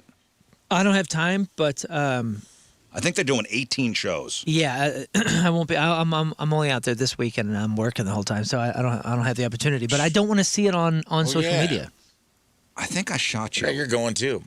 Say what? You're going to Vegas too. I forgot. Yeah, he's going to Yeah. Vegas this weekend. But that's for work. Dude. Yeah, I get it. I sent him a menu of the Andiamo's. I said, if you're on Fremont Street, I'm telling you, this eggplant tamponade. And they got a cauliflower steak for if you don't want to eat a tomahawk, 84-ounce bone-in, which I think that even though they don't eat meat, red meat, I think they should make an exception in Vegas. What happens in Vegas? Sure. Let Tim have a tomahawk. You don't go give to that man Vegas a for a tomahawk cauliflower steak. I'll try to go down there if I get a chance. Dude, I, it's really good, man. Like, I recommend it. Dude, best It's a food in the hidden country gem. is in Vegas. It's a Yes, it hidden is. gem. Here's what's coming up at the Sphere, by the way, if you're thinking of making a trip out there. So you got, No Doubt's doing their 18-show run to June 13th. Then you got Kenny Chesney from June 19th to July 11th. The Backstreet Boys from July 16th to the 22nd of August. Metallica, don't forget, is October 1st through, I think, March of the next year. At the Sphere? Yeah, at the Sphere. That's on the schedule now? Yeah. Oh, tickets have been on sale. Dude, the Sphere is so cool. It is such an experience that I Go to feel like Vegas? if I watch social media stuff of it, it's almost like watching a video of someone in the movie theater. And it's like, why? I don't want to see a part of the movie on your phone. Well, it's watching somebody eat food. I want to eat the food. I want to go to Metallica, dude. Me too. I want to eat Metallica. Me too. I want to watch Metallica eat. Metallica August 1st. Metallica I'm sorry, mukbang. October 1st through March of 2027. The Eagles, various dates in September and November. And then Tool, they announced. I guess they're Oh, that's the getting one to something see. already. You're Boy, going to be imagine horny for that. that, dude. I know. You're a Tool man. It's a perfect band for it too because they're the most boring guys on stage. There's nothing. Oh, there's nothing really to watch. It's all about the sound And the Crazy visuals. visuals, yeah. So they're kind of built for the Sphere. It's a perfect band for it. I would watch James Hetfield do a mukbang, honestly. Just eating Imagine if he gets. fettuccine. I imagine if James Hetfield gets a nacho that has every topping on it. He's like, Oh, there was a Yeah, video. yeah. There was a video of there was a video of James Hetfield in an airport playing a game on his phone, drinking a cold brew coffee from Starbucks, and I'm like, I don't want to see this. No, that's- I want to see James Hetfield yeah, eating a tomahawk steak, exactly. something he just killed. cruising around on a Harley or something. Yeah. Jalapeno. Jalapenos. If you logged into Instagram and noticed your follower count took a nosedive, anybody? Let me double check here, but I don't think so, baby. Definitely I not have alone. so many, it's hard to tell. Instagram just pulled the trigger on a massive bot purge, and the numbers are staggering. So whether you're a global superstar or somebody just posting photos of your lunch, the platform-wide cleanup has left everyone staring at much, much smaller numbers. Wow, no, I'm all solid, man. All real people. Look Good. at that. Me too. Now, the purge started making Only waves lost a on little. Tuesday afternoon, and the casualties are huge. You know, we're talking about the biggest names on the planet losing more followers in an hour than most people will gain in a lifetime. So, like Kylie Jenner lost 14 million followers. Yeah, but how many does she have? A billion. Well, I'm, 14 and 1. I'm curious. How many does she have? I'm not sure, but I know I saw the number that she lost 14 million followers. Instagram's official account lost 9 million. I will see, like, if I look at my numbers, and I'm very, my followers aren't great. It's like 25,000 or 28,000 or something like that. But it's like, I will see days where they'll be like, I'm like, oh, there was a bot purge today. Because I'll see days where there'll just be like a weird 22 drop off where I'm like, well, I didn't post anything inflammatory. Right. So it was just like, This must have been a bot If I purge. see a big drop, I know it's like a bot purge happened. Ronaldo, Selena Gomez, Ariana Grande, Justin Bieber, also their accounts slashed by millions as the bot accounts following them were vaporized. So Instagram hasn't made a huge public spectacle of this, but the timing makes sense. In 2026, the platform is under massive pressure from advertisers and regulators to prove that influence is actually real. Yeah, good. And advertisers pay big money based on reach. And if 30% of that reach is just code at a server farm somewhere, they ain't happy. So by using advanced machine learning, Instagram can now spot coordinated inauthentic behavior better than ever. And it doesn't matter if a bot mimics human patterns, the AI is catching them anyway. Robots catching robots. Robots I like catching this. robots. Now, while the celebs make the headlines, the middle class of the creator economy is feeling the sting the most. Accounts that used bulk follower services likely saw 30% to 60% of their base vanish instantly. Well, it's like Kylie. Those numbers definitely affected her. She only has 383 million now. Yeah. That hurts. That stings. Poor thing. Down to She does 38 okay. mil. Poor thing. In other news, remember 2009? We were all just getting used to our smartphones, and suddenly everyone, from kids to grandmas, were obsessed with slinging grumpy birds at green pigs. Sure.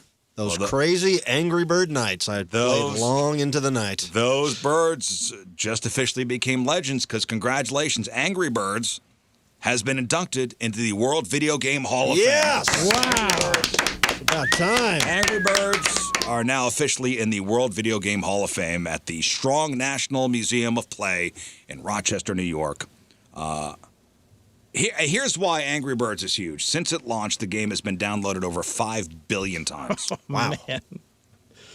It basically taught the world how to use a touchscreen. That's what I thought smartphones were for. When I got it, I said, I got Angry Birds. Now what do I do with this? Right. thing? Maybe make phone calls or take pictures. I don't know. Yeah, no, that came years later. Before we were, swiping on dating apps and scrolling through TikTok, we were, pulling back the digital slingshot. What started as a simple mobile game is now a massive franchise. We've had 2 movies, a third one dropping in December, theme parks, and more merch than you could, shake a feather tail at. Am I right? Yeah. Now, as a creative team at Rovio put it, they are now standing shoulder to shoulder with the greatest games ever made.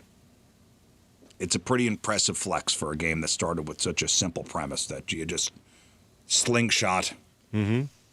Slingshotting birds into, what is it, piles of trash Wood and rickety things? Yeah. Yeah, It's wood a metaphor. It's a metaphorical game. Wood and the slimy green things. The birds were angry that day. Exploding pigs. Yeah. Pigs. So already in the Hall of Fame, you've got Doom, which is the granddaddy, the first-person shooters we love today. I was just looking at what's already in the Hall of Fame. Yeah. It's like Doom, Grand Theft Auto 3, John Madden Football. All right, I'll give you a game. You tell me if it's in the Hall of Fame or not. All right. Oh boy. It's a good one. Minecraft. No. Not yet. I'd say yes. Is that in the Video Game Hall of Should Fame be. yet? I think gotta yes, be. probably recent. You think so? recent Well, I guess inductee. if Angry Birds, then yes. I'll say not yet. It is in the Hall of Fame. Right? Okay. What about Oregon Trail? Is that in the Hall of Fame? for yet? sure. Oh, it has Gotta to be. be. I say no. It's a flatliner. It is in the Video Game Hall of Fame. What about Guitar Hero? Is that in the Video Game Hall of Fame? I say Yeah. yes, Oh yes. yeah, that was a game changer. Had to be. Yeah, I mean, that affected. Yeah, that was a very effective game. It I would say is. yes. It is not in the Hall of Fame. That's It should be. crazy. It should be. It's in a Hard Rock. It should be. What about Tony Hawk's Pro Skater 2? Of course. Yes. Or 2? Not the whole Pro series? Skater 2. I'll say Because they yes. put specific games in. Yeah, they got to put them all. Yeah, it's All gotta the- be. all What a the great game. What a Tony great soundtrack. Was that the Superman from Goldfinger on that one? That was the first one. Oh. Pro Skater 2. Oh, yeah, the second one had the good soundtrack. Pro Skater 2 was better than 1. I Yeah. mean, they really got the kinks out. Yeah. But Tony Hawk's Pro Skater 2 is not in the... Oh, he even got a roller coaster after that. I think it would. Metal Gear Solid Should be. Yes, it is should be. not yet. That's crazy. Game is awesome. Resident Evil is not yet. Wow. Yeah, Goldfinger Superman was considered the unofficial theme of the franchise because Tony Hawk's Pro Skater from 1999. 10 core songs on PlayStation. What about Pro Skater 2? Pro Skater 2. Because I think that was a better game. The soundtrack to those Tony Hawk games were awesome. Yeah. Yeah, that was Yeah, that fun. was those great. were. Those were fun. Those were real. Changed my life. Spent a lot of time. Number 2 had playing Bring the those. Noise. No Cigar from Melancholy. B-Boy Document 99 from High and Mighty. Out with the Old from Black Planet. And a couple other ones. Because on those games were music I never really was into, but was introduced Yeah. to bands like Goldfinger through that game. That's cool. no, we It was on deserves to be in. Do you remember the game Crazy Taxi? Yes.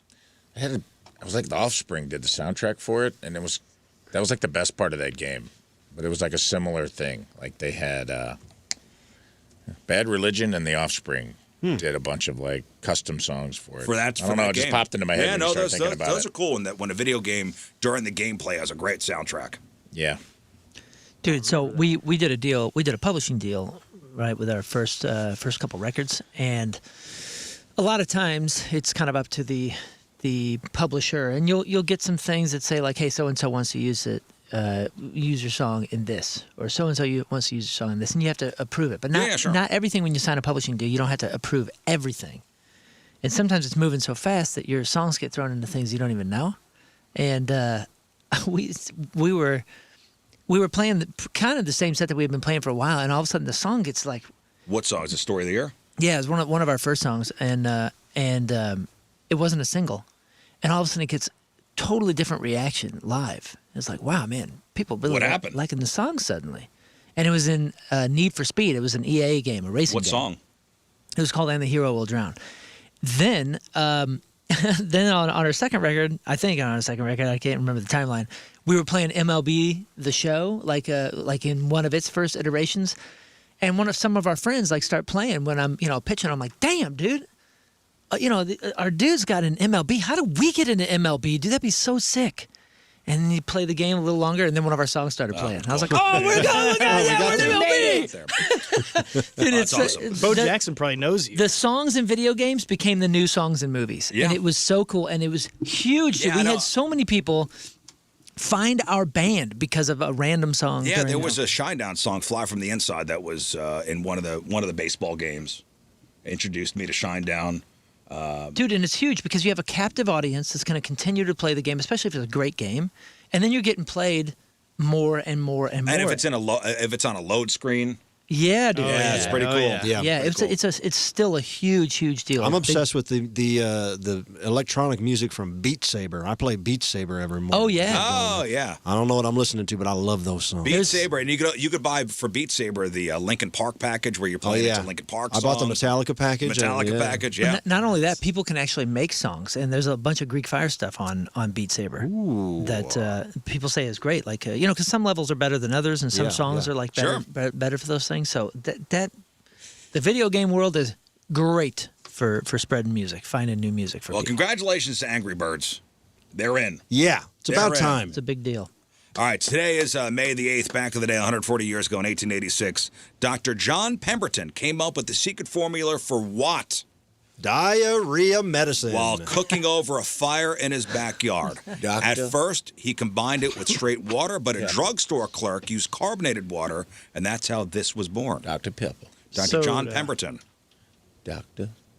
Pepper. Oh, Dr. Pepper. Dr. Pemba became Dr. Pepper. No, that was the night. Dr. John Pemberton came up with the secret formula for Coca-Cola. Oh. Whoa. So he had like cocaine out there? Or is this Wow. Secret formula for Coca-Cola syrup while cooking over a fire in his backyard. 38 million gallons are now consumed daily. And Coke is the most understood word in the world. Coke is the most understood word in the world. Really? Mm-hmm. That's crazy. 67 years ago, 1959, Little Caesars Pizza was founded. 56 years ago, 1970, the Beatles released Let It Be. It was their final album. 48 years ago, 1978, David Berkowitz, better known as Son of Sam. Son of Sam, pleaded guilty to 6 murder charges against him in the .44 caliber shootings that had terrified New York. You guys start watching that thing on Paramount that they keep pushing all over the place, My Dad, the Serial Killer or whatever? I tried. It was like a comedy? Yeah, it is a comedy. It's it's hard to get through. I mean, it's like really compelling editing, and then you're like, God, dude, am I interested in this? Nah. I don't even know. I wish it was set up like Full House, though, where it's the happy music and My Dad, the Serial Killer. My Dad, the Serial Killer. 27 years ago, 1999, Dana Plato, who was Kimberly Drummond on Different Strokes, overdosed on painkillers and died at the age of 34. And 16 years ago, 2010, Betty White became the oldest person to host SNL at the tender young age of 88. Wow. And that's what happened back in the day. All right, time to find out what's going on in the world of music and entertainment with your crap on celebrities. Ladies and gentlemen, Crap on Celebrities is brought to you by Dr. Pepper. Dr. Creamy Pepper. coconut, and it's back for a limited time. We're just talking about streaming for a second here. A new study took a look at the streaming habits of Gen Z, which is anybody born between 97 and 2012. So 14 to 29-year-olds. And it found that 59%, nearly 60% of Gen Z is going to cancel or renew a streaming service based on the availability of only one TV show or one movie. So platform loyalty, totally effectively dead, this is saying. Other stats from the study say that 62% of Gen Z won't pay full price for video games, and 71% have stopped buying physical copies of music. 70% no longer buy hard copies of TV shows or movies, and Gen Z might be keeping movie-going alive because 13% are more likely to attend opening weekend than older moviegoers. So My son is really into going to the movies. There's a lot of It's a teens thing. at these movies, a lot of young people at these movies. They're back going to the They're theater. back, baby. And they bring blankets and everything. They are comfortable. yeah, they'll cancel something over one show, but they'll go to movies, which is kind of cool. Huh. Okay, another actress has joined OnlyFans. Scott, open up your account. I know you have an account over there. You can look up now 48-year-old Jamie Presley from My Name Is Yeah, Earl. nice. Wow. She's also in the movie I Love You, Man, and 100 other things. Jamie I was says... in a movie with her called Poor White Trash. Oh, yeah? Yes. I So- was an extra in a movie that when they filmed it in Carbondale in southern Illinois, they called it Goodbye Sunrise. It's supposed to be about a fictional town called Sunrise, Illinois, and all these businesses opened their doors and let them film for free. And then when he put it out, the movie's working title changed to Poor White Trash. It was Jamie Presley and man. William Devane, who was super nice, and Jeremy London from Dazed and Confused. William Whoa, that's Devane, he was a president at what show? Good question. I know he was in like Knots Landing or something. Now he's That was doing big. now he sells gold Yeah. on Is the he on- cable channels. Oh, You guys are doing well. The OnlyFans She was and very selling nice. gold. Yeah. So Jamie Presley, Who looks like Margot Robbie, by the way. Yeah, she Yeah. does. Yeah, I thought she was the original Margot one. Robbie looks like her. I don't know. She's the original Margot. is getting her boobies out. I don't know, dude. Here's the thing. She says, quote, I'm evolving with the times and giving my space, giving herself a space to, quote, create what I want, how I want, and share it directly with the people who've supported me for years, which basically means here we are again. I'm on OnlyFans, but I'm going to be as vague as possible. Yeah. Well, she wants you to sign up. I guess it's a With the hope, subscription, right? with the hope of what? With the hope of you spending however much it is to subscribe and forgetting you have a subscription to Jamie Presley. Hoping she's a Lego fan. And there's going to be her building things. She did the Millennium Falcon. That's cool. She promises a more personal, playful, and completely unfiltered side of her. Quote, if you ever wondered what I am when the script ends, come closer. I've always wondered. Yeah. Uh-huh. Yeah. What is she do? What are you doing on there, Jamie? Go ahead, sign up, Scott. Get back in films. Hey, speaking of films, you remember Robin Williams and Sally Field were in what together? Mrs. Doubtfire. Mrs. Doubtfire, which is a hysterical movie. Robin Williams at his finest. You think he's making everybody crack up backstage. She was the bad guy in that movie. Well, Sally Field was the bad guy in that movie. She was a horrible person. apparently, Sally Field not amused by Robin when they worked together in Mrs. Doubtfire. On The Late Show with Stephen Colbert, she said, quote, Robin was always trying something different to make me laugh, and it was so unfunny, I can't begin to tell you. Oh, and humorless, I guess. Apparently, everybody else on the set was in stitches, but Sally would never laugh, and it drove Robin crazy. And Sally did get a laugh from another co-star, though, Pierce Brosnan. She said, quote, we were sitting at a table at the restaurant, and he made a fart noise on his arm, and I was gone. That was it. So apparently, she did say that she adored Robin. She told People magazine in a story that she absolutely loved Robin, and Robin actually even stood up for her on the set after her father passed away, I guess maybe during the filming of that. I saw that clip yesterday. I thought that's what you were going to report on. She said that she wasn't close to her dad. He had a stroke and was in the end of in a care facility and had a massive stroke. And they were like, he's brain dead, you know. And she was on the set of Mrs. Doubtfire and was like, go ahead and lean down and tell him that Sally loves him and let him go. And then went to film the courtroom scene where she was literally taking the kids away from a dad. And she's like, Robin pulled me aside and was like, are you okay? And she's like, why do you ask? He's like, you just seem off. And she just said, I broke down and cried. And he shut the whole set down for the rest of the day and sent me home. And was talking good about him. I was like, He immediately was like, we're done for today. Like, get some B-roll of the kids in the courtroom. We're done. Mm-hmm. And he shut the whole set down because he had the power to do that. And that was kind of a sweet story. Yeah, so maybe she wasn't in the mood for anything but a fart joke, which, fart jokes heal all. Appropriate in every situation. The character in that movie, she was Miranda, was the character. I thought she was the bad guy in the movie. Well, they painted Pierce as the bad guy, and he turns out to be like the greatest dude on the planet. Speaking of the greatest man on the planet, Jerry Seinfeld, who some people would revere as having the best show of all time. He's cracking jokes, and he said this time he's aiming at Friends, because he said during his headlining set at Netflix's Joke Festival in L.A. this week that Friends was basically just a carbon copy of his show, just much higher attractiveness quotient. Quote, I think NBC was watching my show and said, hey, this is working pretty well. Why don't we try the same thing with good-looking people? Okay. I wasn't a Friends guy, but... And they were on it the same day. They were on the same day, right? It was Seinfeld, then Friends? Yeah, but 5 years later... So Seinfeld hit in 1989, a full 5 years later before Ross and Rachel started the whole will they, won't they saga. Were they in the same apartment building? Well, he's saying so. Both shows followed a tight-knit group of friends navigating their life in New York City. Yeah. But Jerry was quick to point out that his show About Nothing still holds the crown for the biggest finale. He made sure he talked about how 76.3 million viewers watched Seinfeld's finale in 98, and only 52.5 million viewers watched Friends' finale in 2004. And remember, it wasn't always a smooth sailing for Seinfeld. They were talking about it was not a immediate hit. Yeah, he was with Larry David reminiscing about how much the test audiences actually hated the Seinfeld pilot. He said that George Costanza was a total loser. The crowd found Jerry to be extremely boring, and he said the feedback was so brutal that he claimed that no one in the test audience was eager to watch the show again. And now he says, can we just say that we had a rocky beginning and move on? But he then goes on and kind of compares some of the behind-the-scenes nuggets and talked about how Julia Louis-Dreyfus wasn't even in the pilot. Right, true. So he said that he admitted that they were just a bunch of single guys who didn't know how to write women. They didn't know how to write relationships, so they eventually based Elaine on Larry David's real-life ex-girlfriend. He also said that his personal favorite was the Soup Nazi and the Marine Biologist. Oh, yes, the Marine Biologist episode where Kramer's playing golf. Yeah, and that's one of my favorites. It was a Titleist. Or was it a Titleist? The Larry David favorites are the puffy shirt. Nope. The puffy shirt and the pen. Oh, that's when Jack Clownvis gives Jerry the pen. I don't know. Because I think it writes upside down.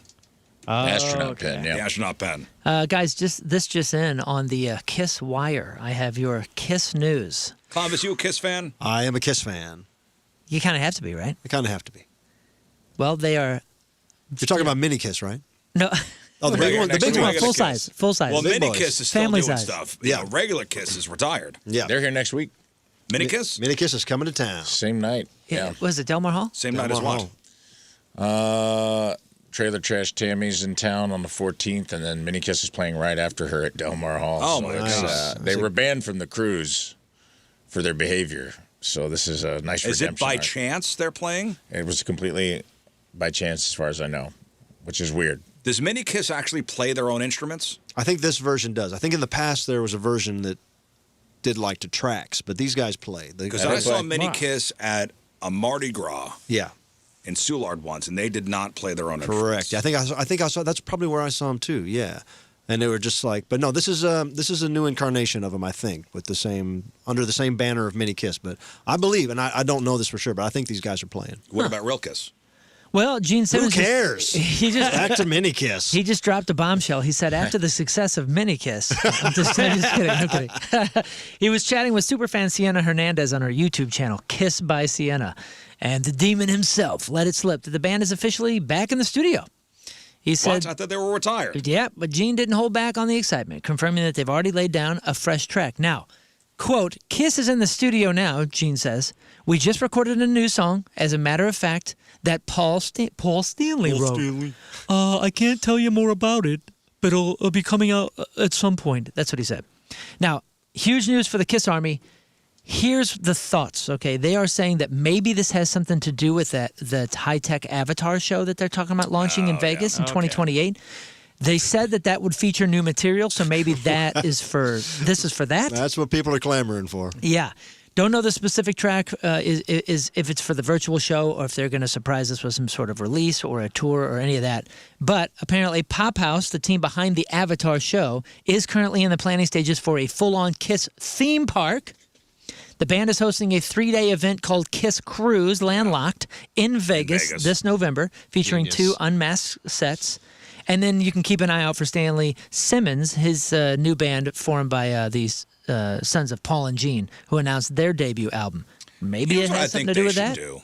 I think they should, like the Kiss brand should just keep going. Just put new people. If the I'm original, surprised. Dude, the Blue original Man Group lineup it. wants to retire, just keep the makeup on and have somebody be the new demon. Have And the you could new just pay him. spaceman. Yeah, You have I'll to be give him Ace. like a percent. Within a few years, people wouldn't question it. They could go on for decades. And you just play again, that. You do the whole stage show. Yeah. You're in the costume. For sure Look that's at what my they would tongue. do. It's could a be big fat tongue. Gene. Come on, let me be Gene. Yeah. Yeah. Yeah. Make it Blue Man Group. I'm totally down for Yeah, that. somebody just wear the same makeup, play the hit songs, Yeah. do the fire, do the Gene spitting, the demon spitting blood, the Yep. whole thing. Yep. How do you think Jon Stewart and Seth Rogen feel about Kanye West? I think they don't like him. They're pretty pissed. Netflix is a joke festival again happening out in L.A., and Jon Stewart and Seth Rogen took the stage at the Greek Theater, and they did not hold back. They shredded Kanye for years of anti-Semitic comments in his bizarre 2025 track, Heil Hitler. Yeah, he had a song named Hail Hitler. Yeah, dude. Heil Hitler. So both of them were just talking about how they're genuinely baffled that West is even welcome on to major stages, including a surprise appearance on Dave Chappelle's set earlier in the festival. So, quote, he had a song called Heil Hitler and he's back, Rogen told the crowd. He joked that he actually has gotten into more trouble for making mild criticisms of Jewish culture than Kanye has for full-blown Nazism. Quote, I sometimes think that Adolf Hitler would think of the Kanye West song, I bet he'd be torn. Jon Stewart joined in and said, after a blunt F that guy, he said he just doesn't understand the absurdity of the forgiveness logic. Now, remember, this Kanye at one point said Hitler was misunderstood and that we should forgive Hitler. And Jon Stewart just responded with, I'm like, I don't think I need to listen to anybody who thinks Hitler needs to be forgiven, but is still mad at Pete Davidson. That's a good. That's a good point. So yeah, they went on and on. If you want to look that up, they got pretty funny about it. And then let's talk. We already talked about No Doubt and all the things that are coming to the Sphere. To the Sphere. Yes, out in theaters this weekend. Mortal Kombat 2, The Sheep Detectives, which features Hugh Jackman as a shepherd. How's the new Mortal Kombat doing? Like, I'll look on the tomatoes. I don't had know. a buddy last night saying he was going to the opening. Trailer looked pretty cool, to be honest. The trail looked pretty good, yeah. And also Iron Maiden Burning Ambition, which is a unrated documentary about how the band's challenging conventional views of rock music and heavy metal's broader impact on society and culture. Mortal Kombat 2, 68% critics, 90% audience. Dang! Wow, that's pretty good. The Sheep Detective is 95% critics. Wow. That's what Hugh Jackman and one of the kids from Succession. How is cousin. Bus Boys on there? Bus Boys. I saw Bus Boys the other night. You did? I did. And what was your rating? Well, Letter grade. L. What's Bus Not Boys? as L? It's, That's worse than F. David Spade and Theo Vaughn's movie. Oh. Who I think both of them are very funny. Libby's in it too. Oh, Libby's in that. There's a lot of cool cameos. Casey And? Rocket's in it. Give it a letter grade, Clownvis. A+. What'd you say? It's I can't believe it didn't get tightened up more. They could have tightened some bolts on that one, man. It was, Bummer. That's 65% audience C-minus, score. It does not have a critic score. So it's out? It's out, yeah. It's C out. minus. Where is it out? See it, though. I saw it at Ronnie's. Oh, okay. He's a Ronnie's man. Ronnie's man. We're Ronnie's men. All right, and to wrap it all up, I have the 10 best TV show moms of all time. This is a ranker.com thing, so people voted on their favorites. So I got the top 10. All right, here we go. Number 1 is Carol Brady. Carol Brady is number 9 from the TV Brady moms? Bunch. TV That's moms. right, TV moms. Best TV show moms of all time. How about of all time? Yeah, Roseanne. Roseanne, absolutely not on the list. Oh, Marge Simpson. Marge Simpson, number 6 from The Roseanne Simpsons. was a Well great done. mom. yeah, she was yeah. awesome. Oh, is that a fact? Until- Well, she didn't make the list. Carol Brady. Carol Brady has already been mentioned. already She mentioned is that. number That was the first 9. thing I Oh, how about Roseanne? Roseanne has already been mentioned. Let's see Not what on the list. Lois Griffin. Lois Griffin. No. How about the Home Improvement mom? The Oh, Home I don't Improvement like mom. her, man. She- No. Jill Taylor. Jill Tanner. Not Jill Taylor. Taylor. Jill Taylor. The Tanner mom was dead. That is. Yeah. How about Morticia Adams. No. Gosh. I'm sorry. You're right. You're right. Wilma? Morticia Adams is number 3 from the Adams family. Yes. What Yes. about you are Lily Munster? right. No, but I will say number 2. The actress just passed away. More of a modern show. Okay, don't say it. More of a modern Just show. passed away. I mean, icon, comedic Just icon, passed away. actress. Oh, Huge. Schitt's Creek. Yes, Sheets Creek, Moira Rose, number 2. okay. Number 2. This is absurd because she was a wild mother. Okay, Who that would was be an number odd. 1? Number 1 is Lucille from. Ball? No, number 1 is from Lucille. Lucy was number 7. Number 1 is from a period piece, if you will. Flintstones? Okay, Flintstones is actually number 5. Wilma Flintstone. There we number go. 5. All Well right. done. The mom from Dinosaurs. No. Jetsons. Number 1 is from a show that was like, I want to say 90s and early 2000s, but it was about a different decade. That Wonder should, Years. that should give it away. Kitty Oh, Foreman. yes. Kitty Kitty Foreman. Foreman. From that 70s show is yeah. She was the number best. 1 She's awesome. best She's a good TV mom. show, Mom. Yeah, That's the right answer. You guys yeah. are missing number 4, which is a 90s show about, well, no, I'm going to say an 80s show about 3 women.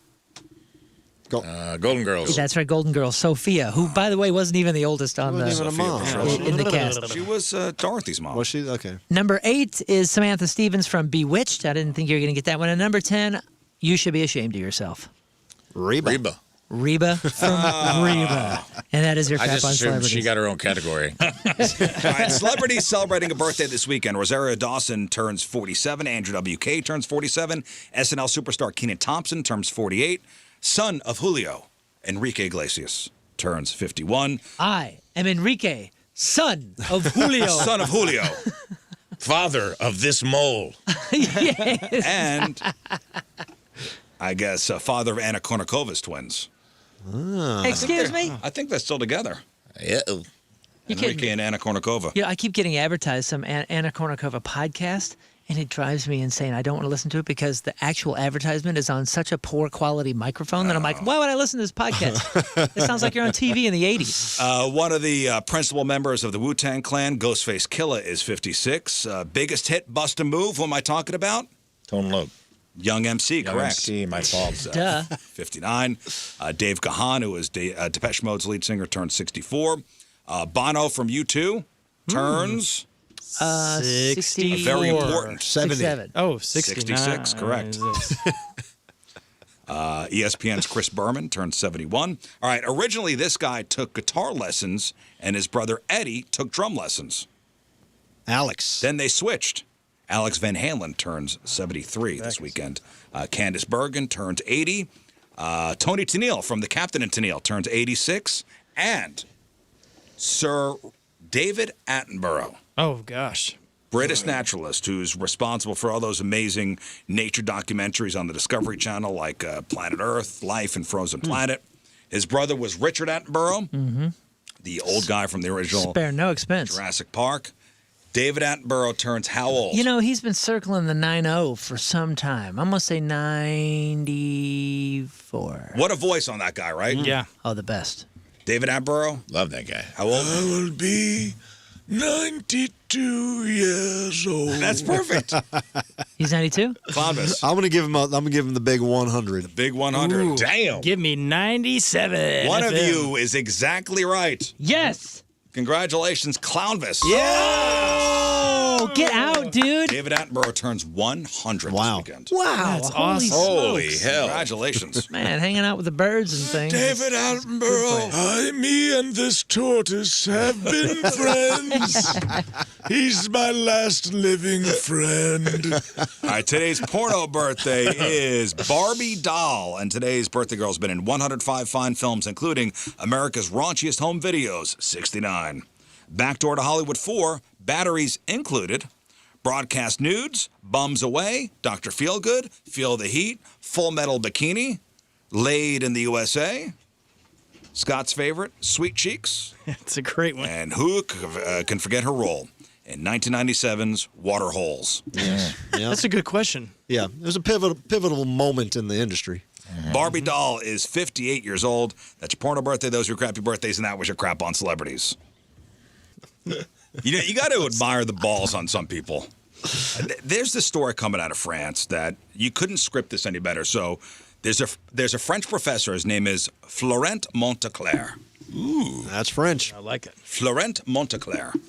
And he is currently under investigation for what authorities are calling a gigantic hoax. So basically, he's accused of inventing a prestigious Nobel-style award. This guy bought a physical medal himself and then convinced the world, including some very famous people, that he was a global academic superstar. Wow. Wow. So here's the story. So back in 2016, this guy stood in the French National Assembly surrounded by actual Nobel laureates, government officials, and he was there to receive the gold medal of philology, the study of language history. Ooh. And he told everybody he was the first Frenchman to win it, following in the footsteps of some very famous philologists. The reality is, this is something that did not exist. The International Society of Philology, not a thing. He bought the gold medal at a Paris jeweler for $295 and organized the entire event himself. Wow. That's awesome.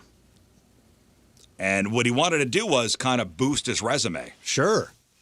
I'm not going to lie. I've had this thought a lot. I've always wanted to give myself an award. Me So too. just make up an award and just award Yeah. it to yourself. For King Scott's birthday, I went to an engraving store. I bought him a one of them placards that sits on your desk, you know, for his desk at the Clown Star Studio. And boy, I had that thought there. I'm like, look at all these trophies. Mm-hmm. Just take whatever Dunder Mifflin off there and put Clownvis, put my name on there. You can make an award for anything. Right. That's genius. I mean, that's Well- what the Oscars are. That's what the Emmys are. You're telling me they're calling this guy a criminal? He gets the best idea award. Yeah, this guy's just following in the footsteps of all the people that have made a business out of this crap. Every award has been made Well- up at some point. You could start an award. That's what he did. Yeah, but he made it seem like this was something that was awarded for years. Hey, listen, however you took it ain't his fault. Well, and here's what he did That's the how next you year. understood it. To double down on it, he wasn't satisfied with honoring himself. To make the prize look legit, he actually got Noam Chomsky, one of the most famous intellectuals in the world, to fly to Paris to receive the award the next year. Well, see, The more I hear about this Noam Chomsky guy, he seems like a sucker. he's committing. He's committing to it. He's building something. This here. needs to become a real award, though. Well, it all kind of fell apart the year after, where people started poking around and realized that that it was new. Not a That's thing. all. It is a thing. Not It's a just thing. a new thing. He's right. Did he? I mean, the So- Nobel Prize was just a guy But you're telling me this is That paid that money. just started doing it. you're telling me it's he's under criminal investigation? For, Yeah. What, because people feel duped? There's all kinds of businesses start like this, dude. Guinness Book of World Records is Everything. from Guinness. Everything is just The beer company started that. Yeah, They from started- marketing. It was a marketing thing, and it took off and got a life of its own. Like, these things happen. Well, here's his lawyer's defense. Like, his lawyer was like, yeah, he made it up, but it's not a crime. You can't forge a medal that never existed in the first place. yeah. Well, yeah, and how's like who's complaining? If somebody is willing to get on a plane to go collect a trophy, well, that's on you. And that's basically what the lawyer's saying. Like, they claim it's not his fault if the academic community chose to believe a lie. But the academic community is choosing to believe in all the other awards. Yeah, and they believe this should be a legit award. It makes sense to have this as an award. And eventually, maybe they'll have money to give out for winners. You know, because the Nobel stuff is a what do you call it? Like, not a scholarship, but it's there's prizes. Prizes. There's a Usually it's reward. $1 million. Yeah, there's an award or a reward And that's or whatever whenever, it is. somebody goes up and accepts it and you hear the crowd, give it back. That's what they do at the Well, Nobel. so he was padding his resume with this. Like, this was professor, recipient of the gold medal of philology, and I guess he got a boost in salary because of it, and they're calling it fraud. Well, I'm proud of him. Yeah, if this guy's smart and this catches on as a big news story, he should sell those. Yeah, I hope it goes a step further, and they create an award for people who create awards and get away with it, and they name that award after Yeah. him. Dude, Well, you know there's a trophy industry award night. There's got to be. It's like the people that sell the most trophies or something. That's got to be the most fun thing ever. I don't know if you know scam. this or not, but I'm the recipient of the royal patent of the Lord of the Airwaves in Antigua. I heard Brian. that. Oh, congratulations. Congrats. In Antigua. Wow. Yeah. Okay. That's awesome, man. I noticed you seem more confident today. I've also won the Golden Dial of the Lower Rhineland Award. It's a very high-end European broadcasting award. That's awesome. Go ahead. Wow. Prove me wrong. I have a trophy at the studio that a fan sent in to me that I believe is legit. It says most normal size clown award. Just regular size. I'm also the recipient of the Grand Cross of the Order of the Toasted Ravioli. Well, that's hard That's to a get good into. one, man. That's a great one. You get jumped into that one. They only give that one out every 5 years. Well, it's an honor bestowed by the Council of Sicilian American Elders of the Hill. So, Go down into a cigar smoke-filled basement and That one actually sounds so serious. I'd be like, how did you get an invite? I mean, doesn't that sound serious? that's a real deal, You're dude. not in the The family. Council of Sicilian American Elders of the Hill. Yeah, honestly, like you better watch yourself. Well, that I- might be a thing. It's an award given to speaks those. our name? It's given to those who have defended the sanctity of the deep fryer. So I'm just telling you, this is, Uh-oh, a bunch of Lincolns has pulled up outside here. you're playing with some serious all people. right. I wouldn't be playing, dude. It's a gold medallion shaped like a square pasta pocket. I don't know. nice. We can just make up whatever. Yeah. Yeah. I was And giving half of people's resumes do. Yeah. I think this guy's he's on the right track. He's nothing wrong with him. He's an idea man. I don't hate it. I was given the Tower Grove Black Samurai Award for funniest comedian, and that is just the guy that walks around in a trench coat and a samurai sword who happens to be black said, "You're funny." And that's it. Yeah, that's it. Put it on your resume. It's on there. Yeah, half of resumes are BS anyway. So don't matter. No, half people don't even know what HTML means. It's on everybody's. Proficient. In HTML. They supplement on Proficient You know what in it means. HTML. Oh, wow. Oh, smart guy. No, and people are too afraid to ask. We should give out the Grand Cross of the Order of the Toasted Ravioli. That should be a thing. That's pretty great solid, one, yeah. That's a pretty trademark. Copyright. Locked Nice. in. Locked in. We locked that in, guys. Locked and That's loaded, all good. boys. All right, Rafe, it's your turn. It's my turn. Time for this week's E-memoriam. This week's E-memoriam brought to you by Astroglide. Not the Nice. company itself, just my personal bottle at home. For those of you unfamiliar with the E-memoriam, it's a lot like the Oscars in memoriam, where we say goodbye to people we lost or ideas and concepts that pissed us off. Sometimes it's trolls, sometimes it's ourselves, sometimes it's just a general email sent by an angry person for no reason. No one's safe and anybody's up for grabs. And with that being said, let's start this week with a little bit of our own boy, King Scott. I want to say goodbye to Bunghole Buds. because it really pissed me off yesterday, and it's been owning a lot of real estate in my mind. Oh, butt buds? Butt buds, yeah. Thanks to a peek behind the curtain of King Scott's inner monologue, we were posited with a would you rather yesterday that I cannot shake. He asked us if you'd rather have permanent Cheeto finger or taste buds in your butthole. And brothers and sisters of the Rizzuto Toasted Ravioli official clan, I cannot stop thinking about it every time I rode the porcelain pony yesterday and this morning. Let's ask Clownvis the question. So would you rather have permanent Cheeto dust on your fingers or extra taste buds in your butt? So every time you defecated. Oh, that's really, yeah, that's bad. Eat a lot of candy. It's bad on bad. Yeah. I couldn't live with Cheeto fingers. I couldn't either. And at least you'd be alone with the other problem. But everywhere you go, you'd have to. Most of us chose the butt buds. Yeah, I chose Cheeto fingers. And then why did you choose it? Because I'll wear rubber gloves everywhere. Yeah, we didn't think about the glove part. Now Genius. you got butt buds. No takebacks. Well, now that you have butt buds, welcome to my world. Welcome to the club, It's buddy. been haunting me. I can't stop thinking about it. Now what I have now in my own twisted mind, I have dubbed the second tasting. And I don't know if I can ever enjoy Mexican street corn again. I shudder at the image of having a poopy papilla to detect sweet, salty, sour, bitter, and for the love of God, umami. Suddenly, every meal becomes a 2-act play. Dinner is getting a sequel that no one asked for. Explosive diarrhea is now a round-trip ticket to Flavor Town that will have Guy Fieri in tears. Twice-baked potatoes take on a whole new meaning. This is not digestion anymore, boys. It's a backdoor sommelier, and now that tainted wine tastes like taint indeed. You've become a dookie food critic with butt buds. Horrible. oh, that's bad. Now you say things like, this batch has a really good ass feel. Gross! Now you're trying to bear down and wrestle out a growler, and the forbidden lower taste buds are conducting a full Yelp review of Burger King's new Mandalorian-themed menu. You're getting the wrath of the Barbecue Bounty Whopper, Grogu's Blue Cookie Shake, and the Imperial Cheddar Ranch Tots.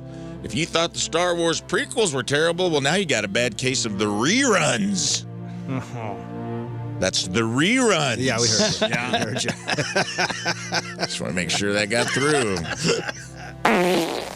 What does that taste like? Thank you. The worst part is King Scott unleashed this thought and then just walked away like Oppenheimer after Trinity. I am the bringer of death. I am the bringer of death, the doomer of worlds. I am Ozymandias. Look upon my works and taste your butt buds forever. Meanwhile, the rest of us are cursed. I'm in the grocery store chip aisle yesterday sobbing and choking on my own words. There is no longer anything cool about this ranch or fun about these Funyuns. There are things mankind was never meant to ponder, King Scott. The depths of the ocean, what's inside Area 51, and what flavor of Gardetto my butthole would prefer. Gardetto. Because once again, once you imagine the second tasting, every fart becomes a food review, but bye. Oh, but bye. Yeah. Nice. I like it. I liked it too. Next up, Ask Jeeves. Clownvis, hope you're sitting down, and you are, because I can see you. This week we said farewell to a true internet pioneer as Ask.com finally shuttered the dusty old mansion doors of what was once known as Ask Jeeves. Remember Ask Jeeves? Sure, yeah. He gone. And he was one of the first. Wow. He was before Google. Yeah. Pre-Google. Ask.com, pre-Google. The only search engine classy enough to make you feel like you were bothering a butler with questions about Limp Bizkit lyrics and where to find the Pamela Anderson sex tape. Why didn't it take off? So Ask.com, I mean, just a simple website. Don't know. But Google. Yeah, which is a goofy name. But Google got it. It must have been the technologies they added in, because Google had better email probably. They probably had better, all the extra services. Jeeves, you blew it. Good Free question. Microsoft. The world in his hands on that little tray. Little tray. Yep. Before Google became the all-seeing eye of human knowledge, there was Jeeves. A polite British servant standing patiently in cyberspace while America typed things like, "Jeeves, why my pee-pee hurt?" And unlike modern search engines that coldly harvest your data and psychologically profile you like a digital narc for advertising companies, Jeeves always felt supportive. He never judged. He simply adjusted his little red tie and said, "Very good, sir. Here are 14 GeoCity pages about Bigfoot's penis size." Thank you, Jeeves. I bet he's got a big hog. Ask Jeeves existed in a more innocent internet, a magical era where every answer was wrong. Every website had a flaming skull gif for some reason, and nobody knew what in the hell a podcast was. He wasn't fast, nor accurate, but by God, he was courteous. And now he joins the great computer graveyard in the sky beside AOL chat rooms, LimeWire viruses, and Rotten.com. Oh, Rotten.com. Look up College Blowout, Rotten.com. You're Oh, welcome, St. Did you go to Louis. Rotten.com, Moon? A time or two. A time or two, That right? was I looked over some shoulders. I never went there. But I just looked over some shoulders. Careful.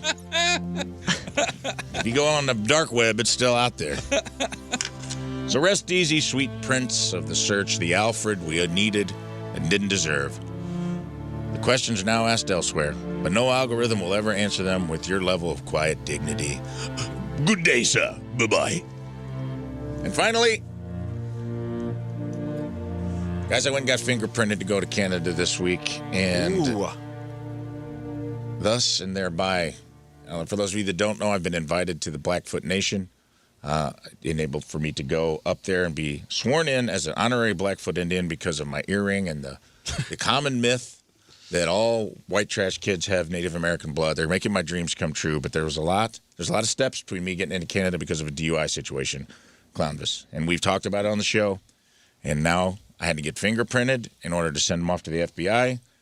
Thus and thereby, this will be the third scroll of Akachete Apnea, the fingerprint trials.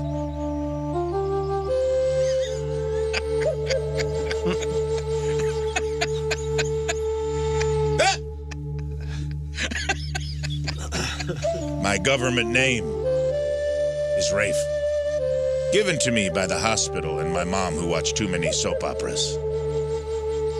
But that was not the name written in the stars for me, Clownvis. For my name, thanks to a culturally insensitive Native American name generator, is Akachete. It is a placeholder name until I get a real name from the Blackfoot Nation, and yes, it hurts me to say it out loud. My full name is Akachete Apnea, sleep warrior, for I fight for my sleep and my life as I choke in my dreams every night on the southern plains. I was summoned by prophecy and paperwork alike to journey north and receive honorary membership among the Blackfoot Nation. But before a warrior may cross into the land of pucks and syrup, he must first pass through the sacred trials of bureaucracy. And thus enter Mark LaForce, keeper of the Jay Treaty, and whisper of Canadian legal pathways, spoke unto me, rest easy, my friend. I will bring you to Canada.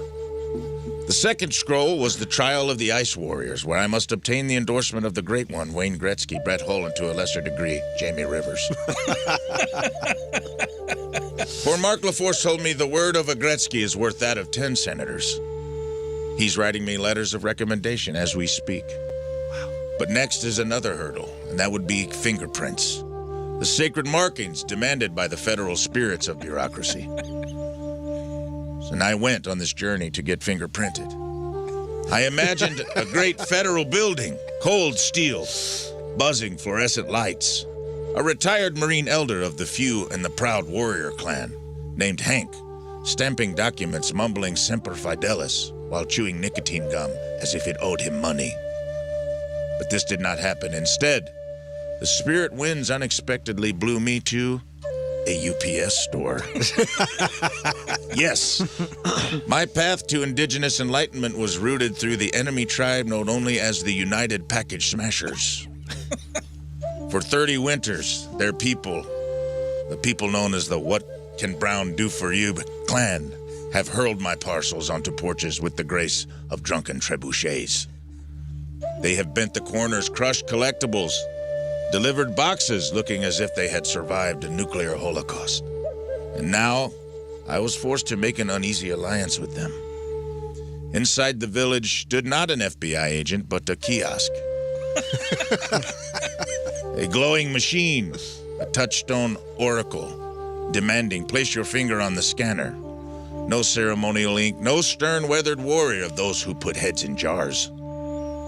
Just me, alone in a strip mall, fingerprinting myself beside a display of printer toner and novelty wine-themed packing tape that says things like grape minds think alike, sip happens, and Hakuna Moscato, which I interpreted in the white man's tongue to mean no worries. And the DT of the machine judged me harshly. Fingerprint unclear again. Fingerprint unclear again. Fingerprint unclear again. At one point, I felt less like a warrior seeking passage into Canada and more like an elderly raccoon trying to activate an iPhone with my small, creepy people-like hands. My palms grew sweaty. Mom's spaghetti, vomit on my moccasins already.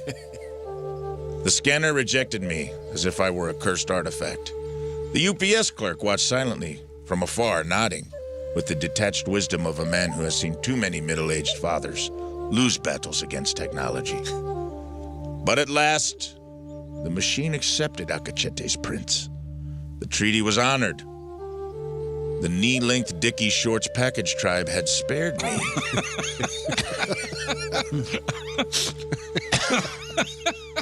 And now my fingerprints travel northward through the sacred pipelines of international bureaucracy toward the land of pucks and syrup. The elders wait. Steam rises. Drum beats softly in the distance.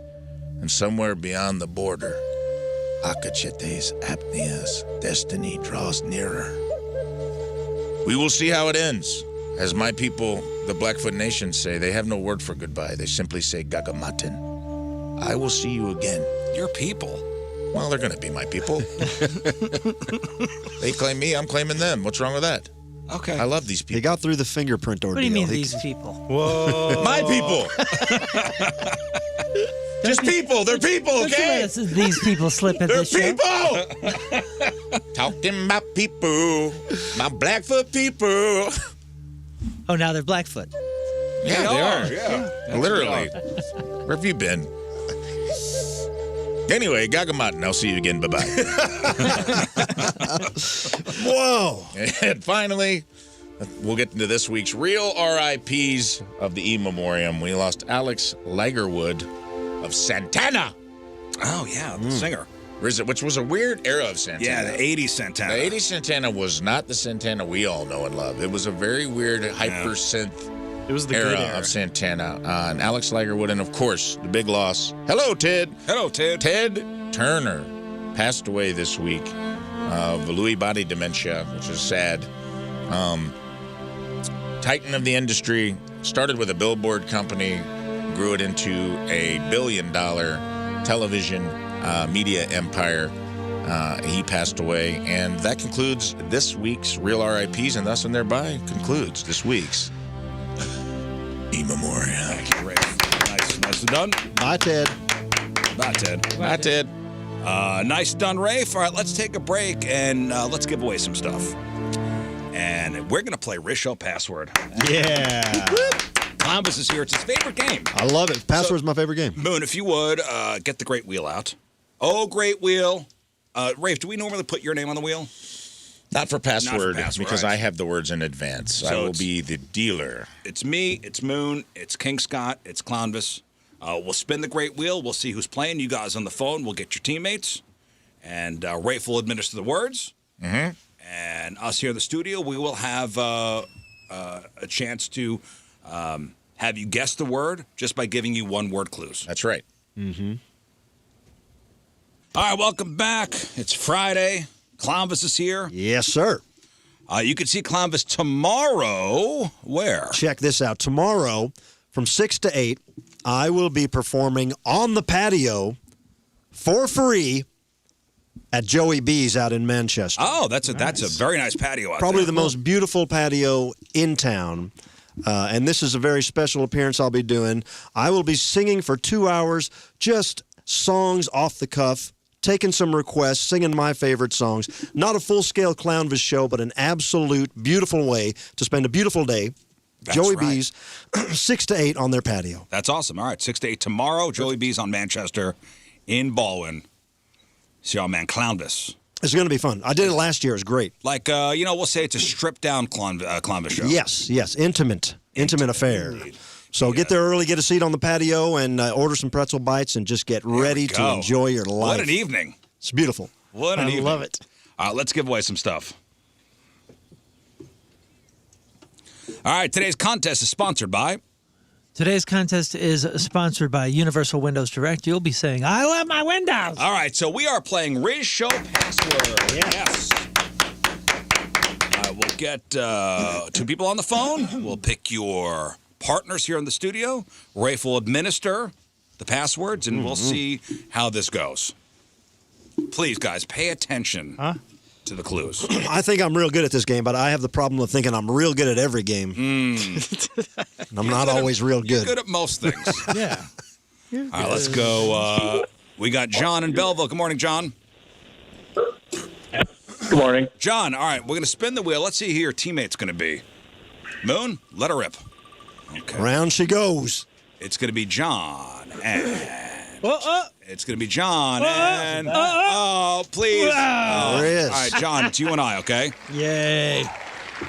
All right. All right, John, hang on one second. And Kyle, turn your radio down, buddy. Yeah, gotcha. All right. Sorry. Kyle, let's spin the wheel. Let's see who your teammate's going to be. All right. Spin the wheel. Okay, it's going to be All right. Kyle and... Come on. Yeah, baby. All right, it's going to be Kyle and Moon The Moon Man. versus John and myself. All right, fellas. John, you there? Yes, sir. Kyle, you there? Yep. Let's go, Rafe.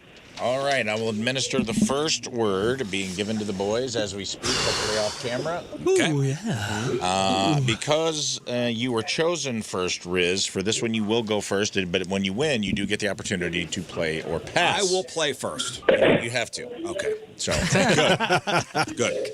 Yes. So I'm glad we're on the same Yes. page. Yes. so we are on Yes. the same page. Administer the first clue. John, ready? John, Yep. Pirate. pirate is your first clue. Ship. Pirate ship.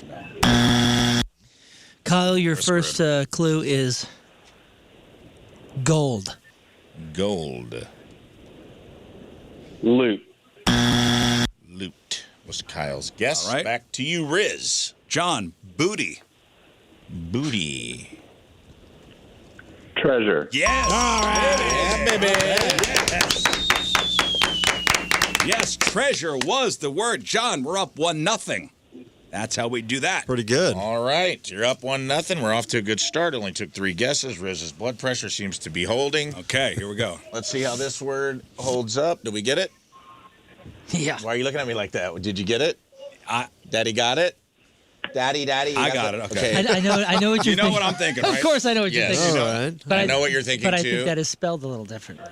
Is it? Strangely enough, yes. No hints. All right, guys, let's just jump into you know it. what I'm No, talking it's about. not. I know No, exactly it's what not. you're No, it's saying, not. right? Yeah, I know. You guys are being a little mousy over there. It's exactly the same. I thought about it when I wrote it. You know what it is. Okay. Don't be an a-hole. Here we go. Do you want to play or pass, Rizz? I will pass to Moon. Moon.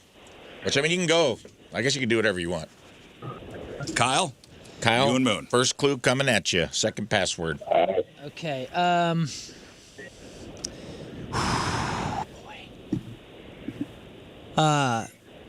We're gonna say. We're gonna go strategically. I know what you're thinking, too. I'm gonna say. Hang on, I got to make sure this is one word. Can I say this? This is one word, is it not? Show it to me. Is it not? That's one word. Oh, no, that's 2 words. Brother, is this one word? That's a small word. I think that's 2 words, Can I man. look it up? Can I look it up? Yes. Yeah, I think you have to separate those. Okay, I'm sorry, It guys. is one word. All right. It is? Yeah. It is one word. It's right. one word. Whoa. It's one word. I Okay. suppose you can say it. Here we Okay, go. okay, Kyle. Your word is shoe shine. Shoe shine. Shoe shine. Shoe shine. Shoe shine. I got another gloss. Gloss. Gloss. John, you ready? Yep. Black. Black. What is that? Wax. Old black wax. All right, back to Moon. Kyle, third clue. I'm gonna say Oh boy, I thought we'd get it by now. Yeah. It's, shiny. Shiny. I know, but I can't think of the word. Son of a bitch. That's not it. That's not it. Son of a bitch is your guess? It can be. It might as well be. All right, he guessed son of a bitch. That is not true. Brother. Kyle? it's right there for you. Right there for you guys. I'm going to need an answer in 5, 4, 3, 2. I got nothing. I can't think of the freaking word. John, do you think you got it?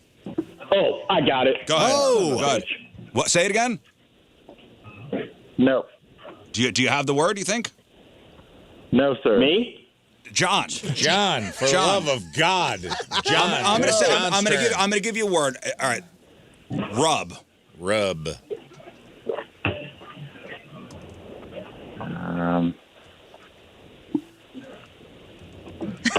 Rub. Got it. I got it. Kyle, please. Kyle, shut stop up. talking. You guys sound the same. John. Yeah. Make a guess. Gloss.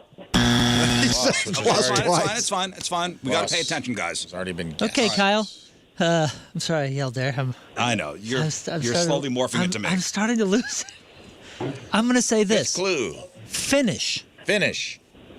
Polish. There we go.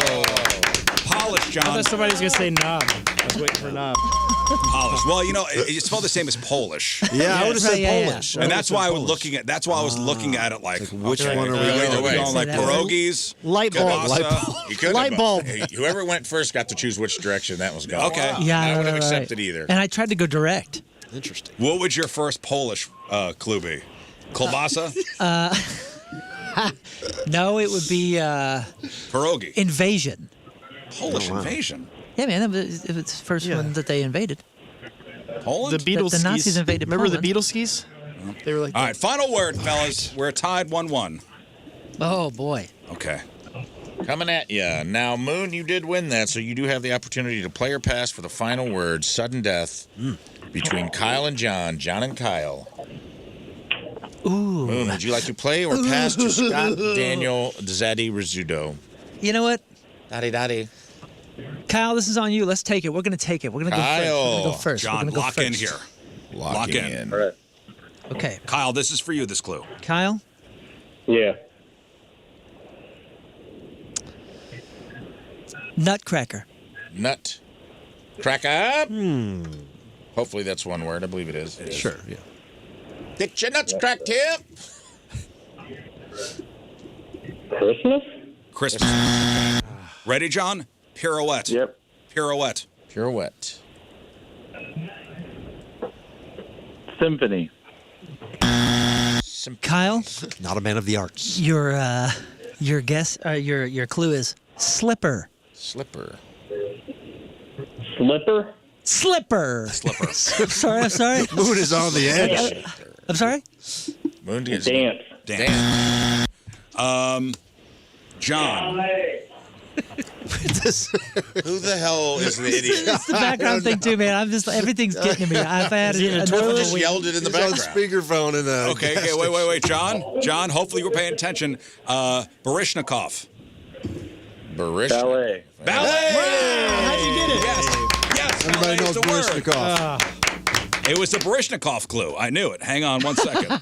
Have it on speakerphone in the men's room. We tried, Kyle. I'm sorry. I'm Tutu sorry. would have probably unlocked it. Sorry, I have a lack of patience. I'm sorry. Congratulations, John. Good job, John. And whoever yelled the answer Well, in the background. let's have Clownvis and Scott play next, okay? All right. Okay. Let's go to Brooke. Hello, Brooke. Hi. Brooke, all right. Do you want Clownvis or King Scott? I'm gonna go Clownvis. Clownvis That's and the Brooke. right answer. Correct. She's already 1 point up. She doesn't like Victor. tickets. Hey, All right, Merry Christmas, Rizz. Thanks, buddy. Victor and King Scott. Okay, My let's boy, go. we got it. Brooke and Clownvis, Victor and King Scott. Here we go. All right. Don't show us. All right. there's Me your and Rizz first are gonna word. try. All right. Gentlemen, hopefully that wasn't on camera too bad. Got it. And because you were chosen first, Clownvis, you will go first, and then you will have the option to player pass if you win moving forward. All right, So. Brooke. Suitcase. Suitcase, Brooke. Travel? Yeah! Dang. Brooke. Well done. Me and you, Brooke. Well done. Locked Both of in, you. guys. Holy smokes. Okay. We're connected. 1-0. Mine no. Brooke and Well- Clownvis. All right. All right. Next. I'm going to do this in case this is showing up. All right. Next word is being administered. Word has been administered. Clownvis, you won. One and done. Would you like to play or pass? I will pass it to Scott. Okay. Scott? Garden. Garden, Victor. Garden. Flower. Flower. Garden flower. No? No. Got it, Victor. Sorry, I forgot you. All didn't right, know the word. Brooke. Scott said garden. I will say tool. Tool. Shovel? Shovel. No. Okay, Victor. Storage. Storage. Shed. Yes. Nice. Yes. It worked. Made it a game. Made it a game. We got ourselves a game. It's a shed, boys. I think Scott might have cheated on that, but go ahead. All right. This is it. Final word. This. Final word. Okay. Brooke, Clownvis, Victor, King Scott. Scott, you and Victor won the last round. You will have the chance to play or pass in the final round. We're going to go second. I'll let Clownvis go first. Clownvis will be going first. All Brooke, right. pay Clownvis attention. Presley. All right, Brooke. All right. Yeah.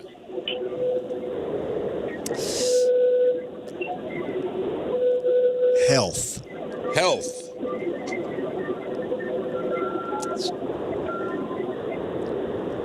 I didn't hear anything. Health, Brooke. Health. H-E-A-L-T-H. It does sound like you're going through a portal.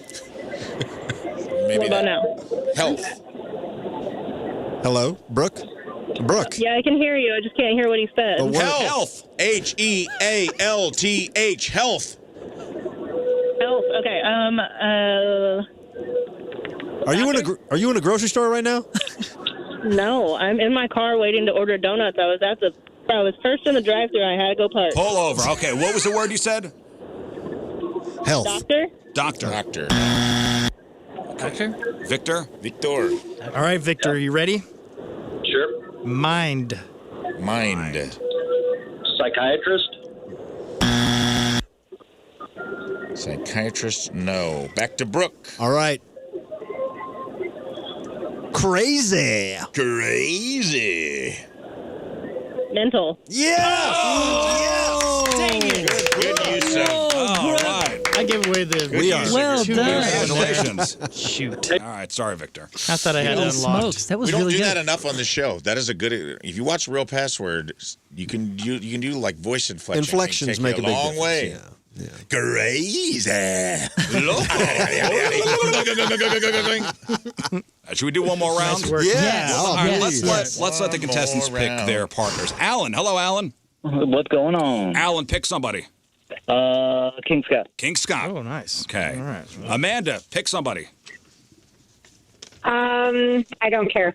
Well, you got to pick What somebody. kind of attitude is that? Clownvis or Moon? Clownvis. Yes. Great attitude. I King love Scott it. and Clownvis, round 2. Let's go. Who are their partners' names? I missed Alan them. is with King Scott. Amanda is with Clownvis. All right, Alan and Amanda, Battle of the A's. All right, here's the first word, fellas, coming at ya. Don't be scared. Don't be nervous. Don't be scared. Don't be nervous. King Scott, you were chosen first, so by proxy, you must go first, and then we will decide after that. Okay. First All right. clue coming at you. Amanda, or excuse me, Alan. Trying to Alan. think which route to go here. Alan. Pick a round. All right, Alan, you ready, What's up? spaghettis? Yep, I'm ready, All man. right, let's do it. Let's go mistake. Mistake. Jail. Jail. Wow. That's a heavy price. I'm going to take a different route. No leading. Spasm. Spasm.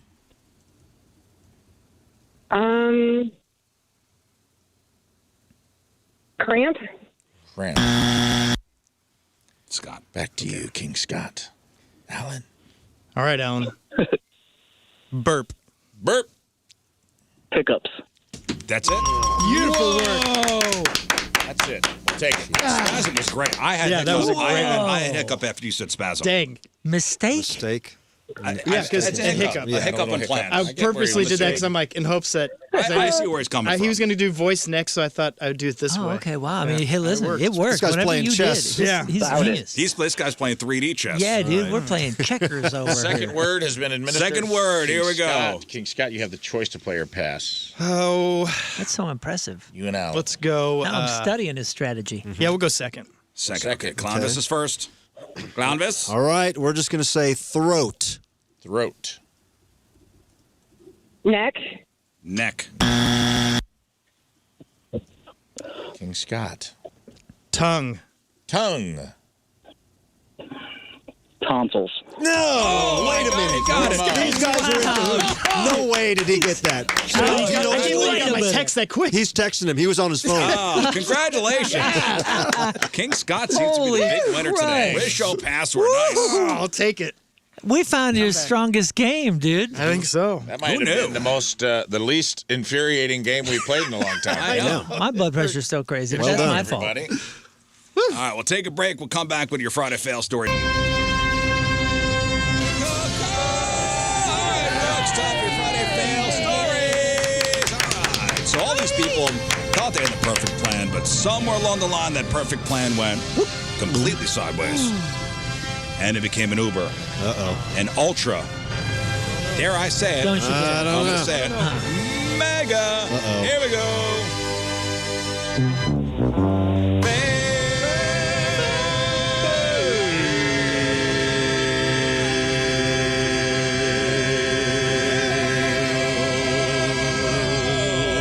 Wow. Failed. Okay. You sounded great, boss. Felt good.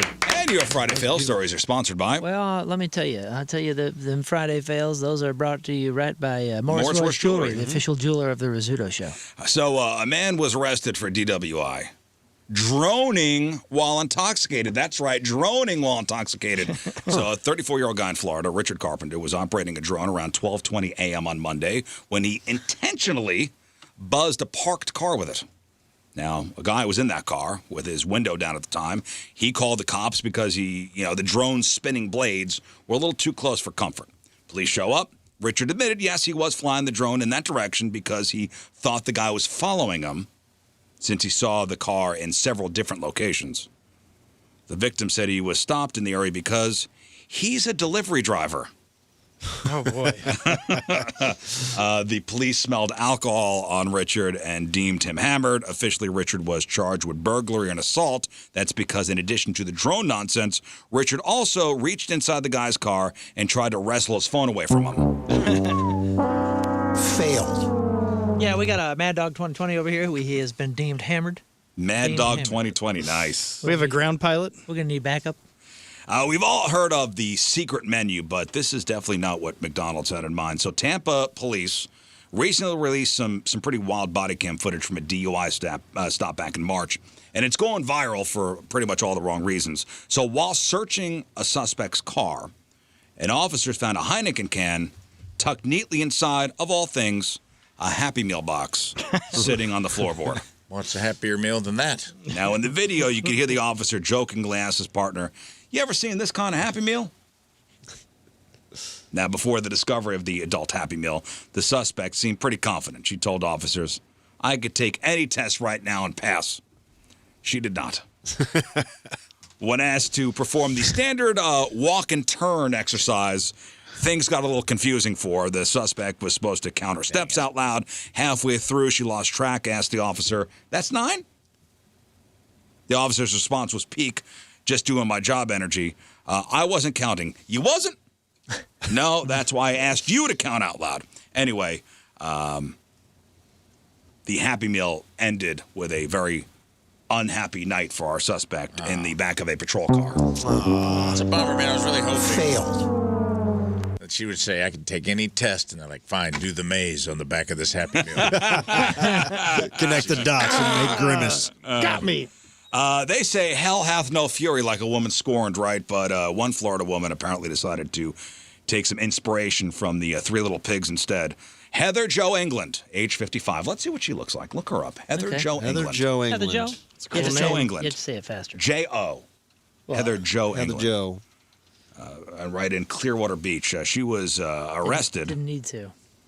last Thursday after she took a torch to her boyfriend's living quarters. We'll hear him out. That's nice. Now, the story is wild from start to finish. According to the police, Heather Jo was pissed off because she believed her boyfriend had stolen from her. And she didn't just keep the anger to herself, though. She took to social media to vent.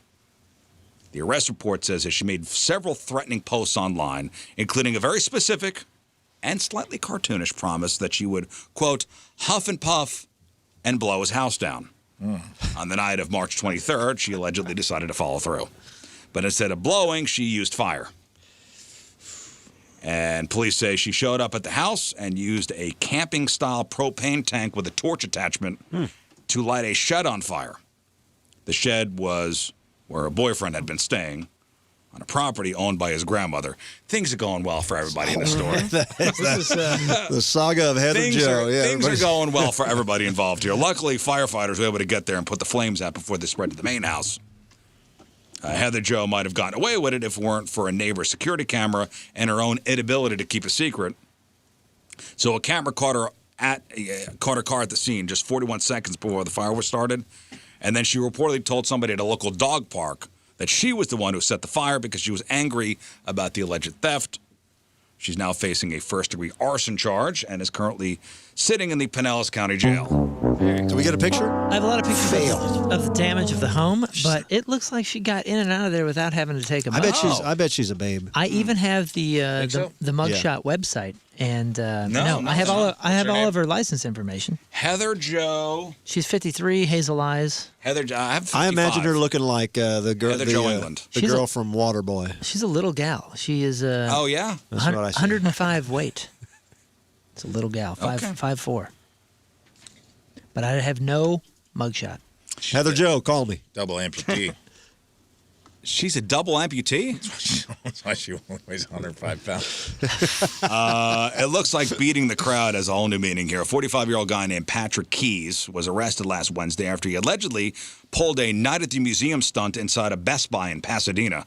Nice. His goal, ready for this, guys? His goal was to get a head start on a highly anticipated Pokemon card drop. What a man. What a man. That's a big deal. So while a group of dedicated fans were camping out on the sidewalk, police believe that Patrick skipped the line by simply never leaving. Since there were no signs of a break-in, authorities think he had hid somewhere in the Best Buy before closing time and waited for the lights to go down. Now, his plan for stealth mode didn't account for modern tech. Around 1 a.m., employees checking the live security feed from home saw a man casually strolling through the darkened aisles. They called the cops, who used an employee's key to get inside, and found Patrick. One woman waiting outside for the cards was caught off guard by the sudden action. She says, I was here for some Pokemon drop, but I went to the restroom, not even 15 minutes, and there were cops everywhere. So Patrick was taken into custody without any drama and is now facing burglary charges. No word on whether he actually managed to get his hands on any rare cards before the handcuffs came out, but it's safe to say he will not be at the front of the line for the next release. We all know he's living our dream. Fail. I wouldn't want to stay inside a Best Buy. Well, the home theater room would be fun. Yeah, sit in that recliner. Yeah. Yeah, they got chairs. Watch that. You need. Oh, is your shirt stinky? Go wash it. You got. No, washing? that stuff's Got hooked up. Video games galore. It's not hooked up to a water source. You could take the video games in the. Can you? Do they have food there? Yeah. They have snacks. They have snacks. It's kind of Best Buy-esque. Best Buy. Best Buy. Yeah. Yeah, snacks. Like probably like Snickers. Pop in that. They got Blockbuster a multitude of best of SNL DVDs. Yeah. Just pop. You pick any SNL star. They got a best of DVD. Tim Meadows? Nice. Yep, let's pop it in and have some snow caps. Yeah, and you can watch it on 15 different screens. Yeah, get it on every TV going, man. That'd be great. Leon Phelps in the round. There was a video making the rounds last week. This is the next generation of Florida men. They're rounding into shape here. 2 18-year-olds in Florida were arrested last Saturday after driving a lawnmower through Target. You see the video of this? Yeah. It was a stunt for social media. One of them drove the lawnmower. The other recorded it. Nobody was hurt, but they did damage the front door and they banged into it twice trying to drive through. As somebody who has ridden an e-bike at full speed through Bass Pro Shop, I can tell you, it's pretty cool. Yeah, this is a ride-on lawnmower, though. I can listen. I can see the appeal. That's all I'm saying. Now, the police also noted this was not harmless because it did endanger other people inside the store. Not the first time the kids pulled a stunt like this that weekend. The night before, they used a leaf blower inside a Culver's. By the TikTok. way, we must say that for those of you that don't know, we didn't do that during store hours. We were allowed to do it. The shop was closed. Yeah, Bass Pro let us stayed have overnight. Yeah, we had a waited lock till they in. turned the lights off, and then we snuck We out into hid. the aisles. And We all put on camo. We put on ghillie suits. No, we were allowed. They were amazing. But these two idiots are facing charges of disorderly conduct and criminal mischief for both the quote-unquote pranks. Just pranks, guys. Fail. Fine line these days. Sometimes being caught means nothing to a criminal, which was the case for these two, what they call frequent flyer offenders, who were released and immediately got back to breaking the law. So a guy tried to shoplift from a department store in Washington. He was cuffed, cited, and released, and he did not go straight home. He went back to stealing. Less than 20 minutes after getting out, a retail store across the street called 911, saying the man matching the description of the just-released guy was shoplifting. Rearrested, booked for 4 counts of shoplifting. buddy. Fail. Meanwhile, in Colorado, a guy was arrested for trespassing, taken to jail. Several hours later, booked, released. Less than 20 minutes after that, the man stole a fire engine, which was parked outside the jail. That would be kind of fun, you know? The truck was there for an unrelated medical call. While the rescue team was treating a victim, the guy just drove off with it. I hope he yelled, suckers. Good luck catching me. Yeah. In this inconspicuous fire truck, I'll blend in easily. That I'm sure goes real high speeds. He led the authorities on a brief chase before the truck was stopped. The man was hit with multiple charges, including felony motor vehicle theft, resisting arrest, reckless driving, and felony criminal mischief. Fail. Yet another childhood dream. Driving the fire engine. People have different trust levels in machines. Some people in the office won't take their eyes off the coffee machine the entire time it's brewing. Me. Other people are fine with just passing out in the front in the driver's seat of a car. So a 37-year-old woman in Florida, Kimberly Brown, was found in a Tesla parked in the middle lane of a highway. Kimberly had apparently gotten hammered at twice the legal limit, then hopped into her Tesla with autopilot on, thinking it would just get her home safely on its own. That didn't happen. There are monitors in self-driving cars like this that ensure you're alert and following along. She was passed out, was not responding, so the vehicle just shut itself down right in the middle of the road. Oh, man. So it didn't even pull off the side of the road? No, just stopped. Detectives are still investigating the incident, determining where Kimberly was coming from and why she decided to get behind the wheel. It's pretty obvious she's looking at a DUI charge at the very least. Failed. You have to wonder if people will someday risk losing self-driving privileges if they violate alertness rules like this. And finally, imagine you're at the courthouse in LaPorte County, Indiana. All Let's right. go there. Give me a second. Let's go there. Oh, yeah. You are ready to see a couple say their I-do's. Everything's set. Larry Bird, what are you doing here? Everything's set. The ceremony's starting, and then out of nowhere, police burst in and arrest the groom right before he could finish his vows. Ooh. And this sounds like the scene from a movie, but that's exactly what happened to 66-year-old Bradley Armstrong. It turns out Bradley is a convicted pedophile and is on the Indiana Sex and Violent Offender Registry for life. The problem, when he filled out his marriage license application, he forgot to mention that part of his history. In Indiana, lying on that application is a felony. The sheriff's office actually compared the whole thing to the movie Wedding Crashers, though obviously with a much darker twist. So Bradley was convicted of child molesting back in 2002. He originally got 7 years, but somehow ended up out on the streets less than 2 years later in 2004. He showed up for his big day in a black cowboy shirt, but instead of a honeymoon, he got a trip to the county jail. Bro, have you seen the picture? Of this guy? Have you seen the picture of this guy? I hate to say that there's a look, Is there a look? but there's a look. No. Finish the details, because I'm But reading as the of right details now, here. I don't know if the bride-to-be had any idea about his past or if she'll still plan on sticking by him. But he managed to post bail, $755. He's already out of custody. Do you know some of the other details? No, that's all. I mean, that's all I got. Tell me how old he is again. He is 66. How old do you think the bride is? How old? She's 22. Oh, boy. She's 10 weeks pregnant with his child. Oh, boy. And this is your guy. Oh, that's what I meant. Can you? Yeah. You know, he looks Now, if that goes down Jack Nicholson. and they come and they arrest him, but there's like snacks in the basement immediately after, do the guests hang around for the snacks or do you just leave? Pie and punch? Yeah. Wedding pie and punch? I'd grab a to-go I would to-go too. plate. I would too. He looks like the BTK killer. You ever see what that guy looks like? Dennis Rader? A little bit. He kind of looks like that. Well, instead of getting married, you go to jail. Failed. And those are your Friday fail stories. I didn't realize it was going to end on such a dark note. I will say, nice Western shirt. The BTK killer, though, looks like he could have been like a social studies teacher. This guy, Yeah. why would you even know speak what to it this is, guy? man? It's I the hate to Just say for that. Men mustache with the women's librarian glasses that he's wearing for some reason. And the This is his wedding day, by the way. That's his wedding day, yes. The onion sprigs on top of his bald head. Yeah, he could have run a comb through. This is as done up as he's going to be. Yeah. All right, those are your Friday fail stories. Moon, let's do a quick sports report, okay? Super tight. Yes. And your sports being sponsored by. Oh, guys.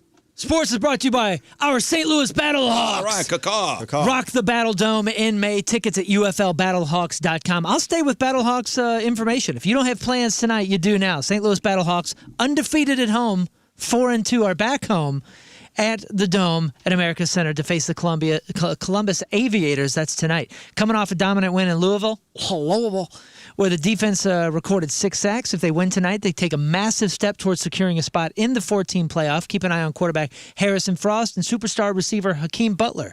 Atmosphere of the Dome is legendary. In a short time, they already draw the biggest crowds in the entire league, so expect it to be loud. You can watch the pregame coverage starting at 6:30 on Fox 2. Kickoff is at 7. The first 10,000 people in get this Ricky Prohl head coach bobblehead that I have right here. It is very cool. They got a whole pre-party going on as well. I'll tell you about that after sports.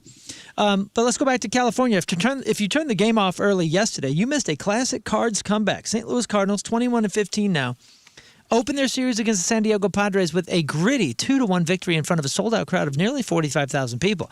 Game was a total pitcher's duel for 6 innings. Our lefty, Matthew Liberatore, went toe-to-toe with the Padres ace. Now, here's the big moments. Alec Burleson shattered a no-hitter in the 4th inning with a massive 111-mile-per-hour home run to tie the game.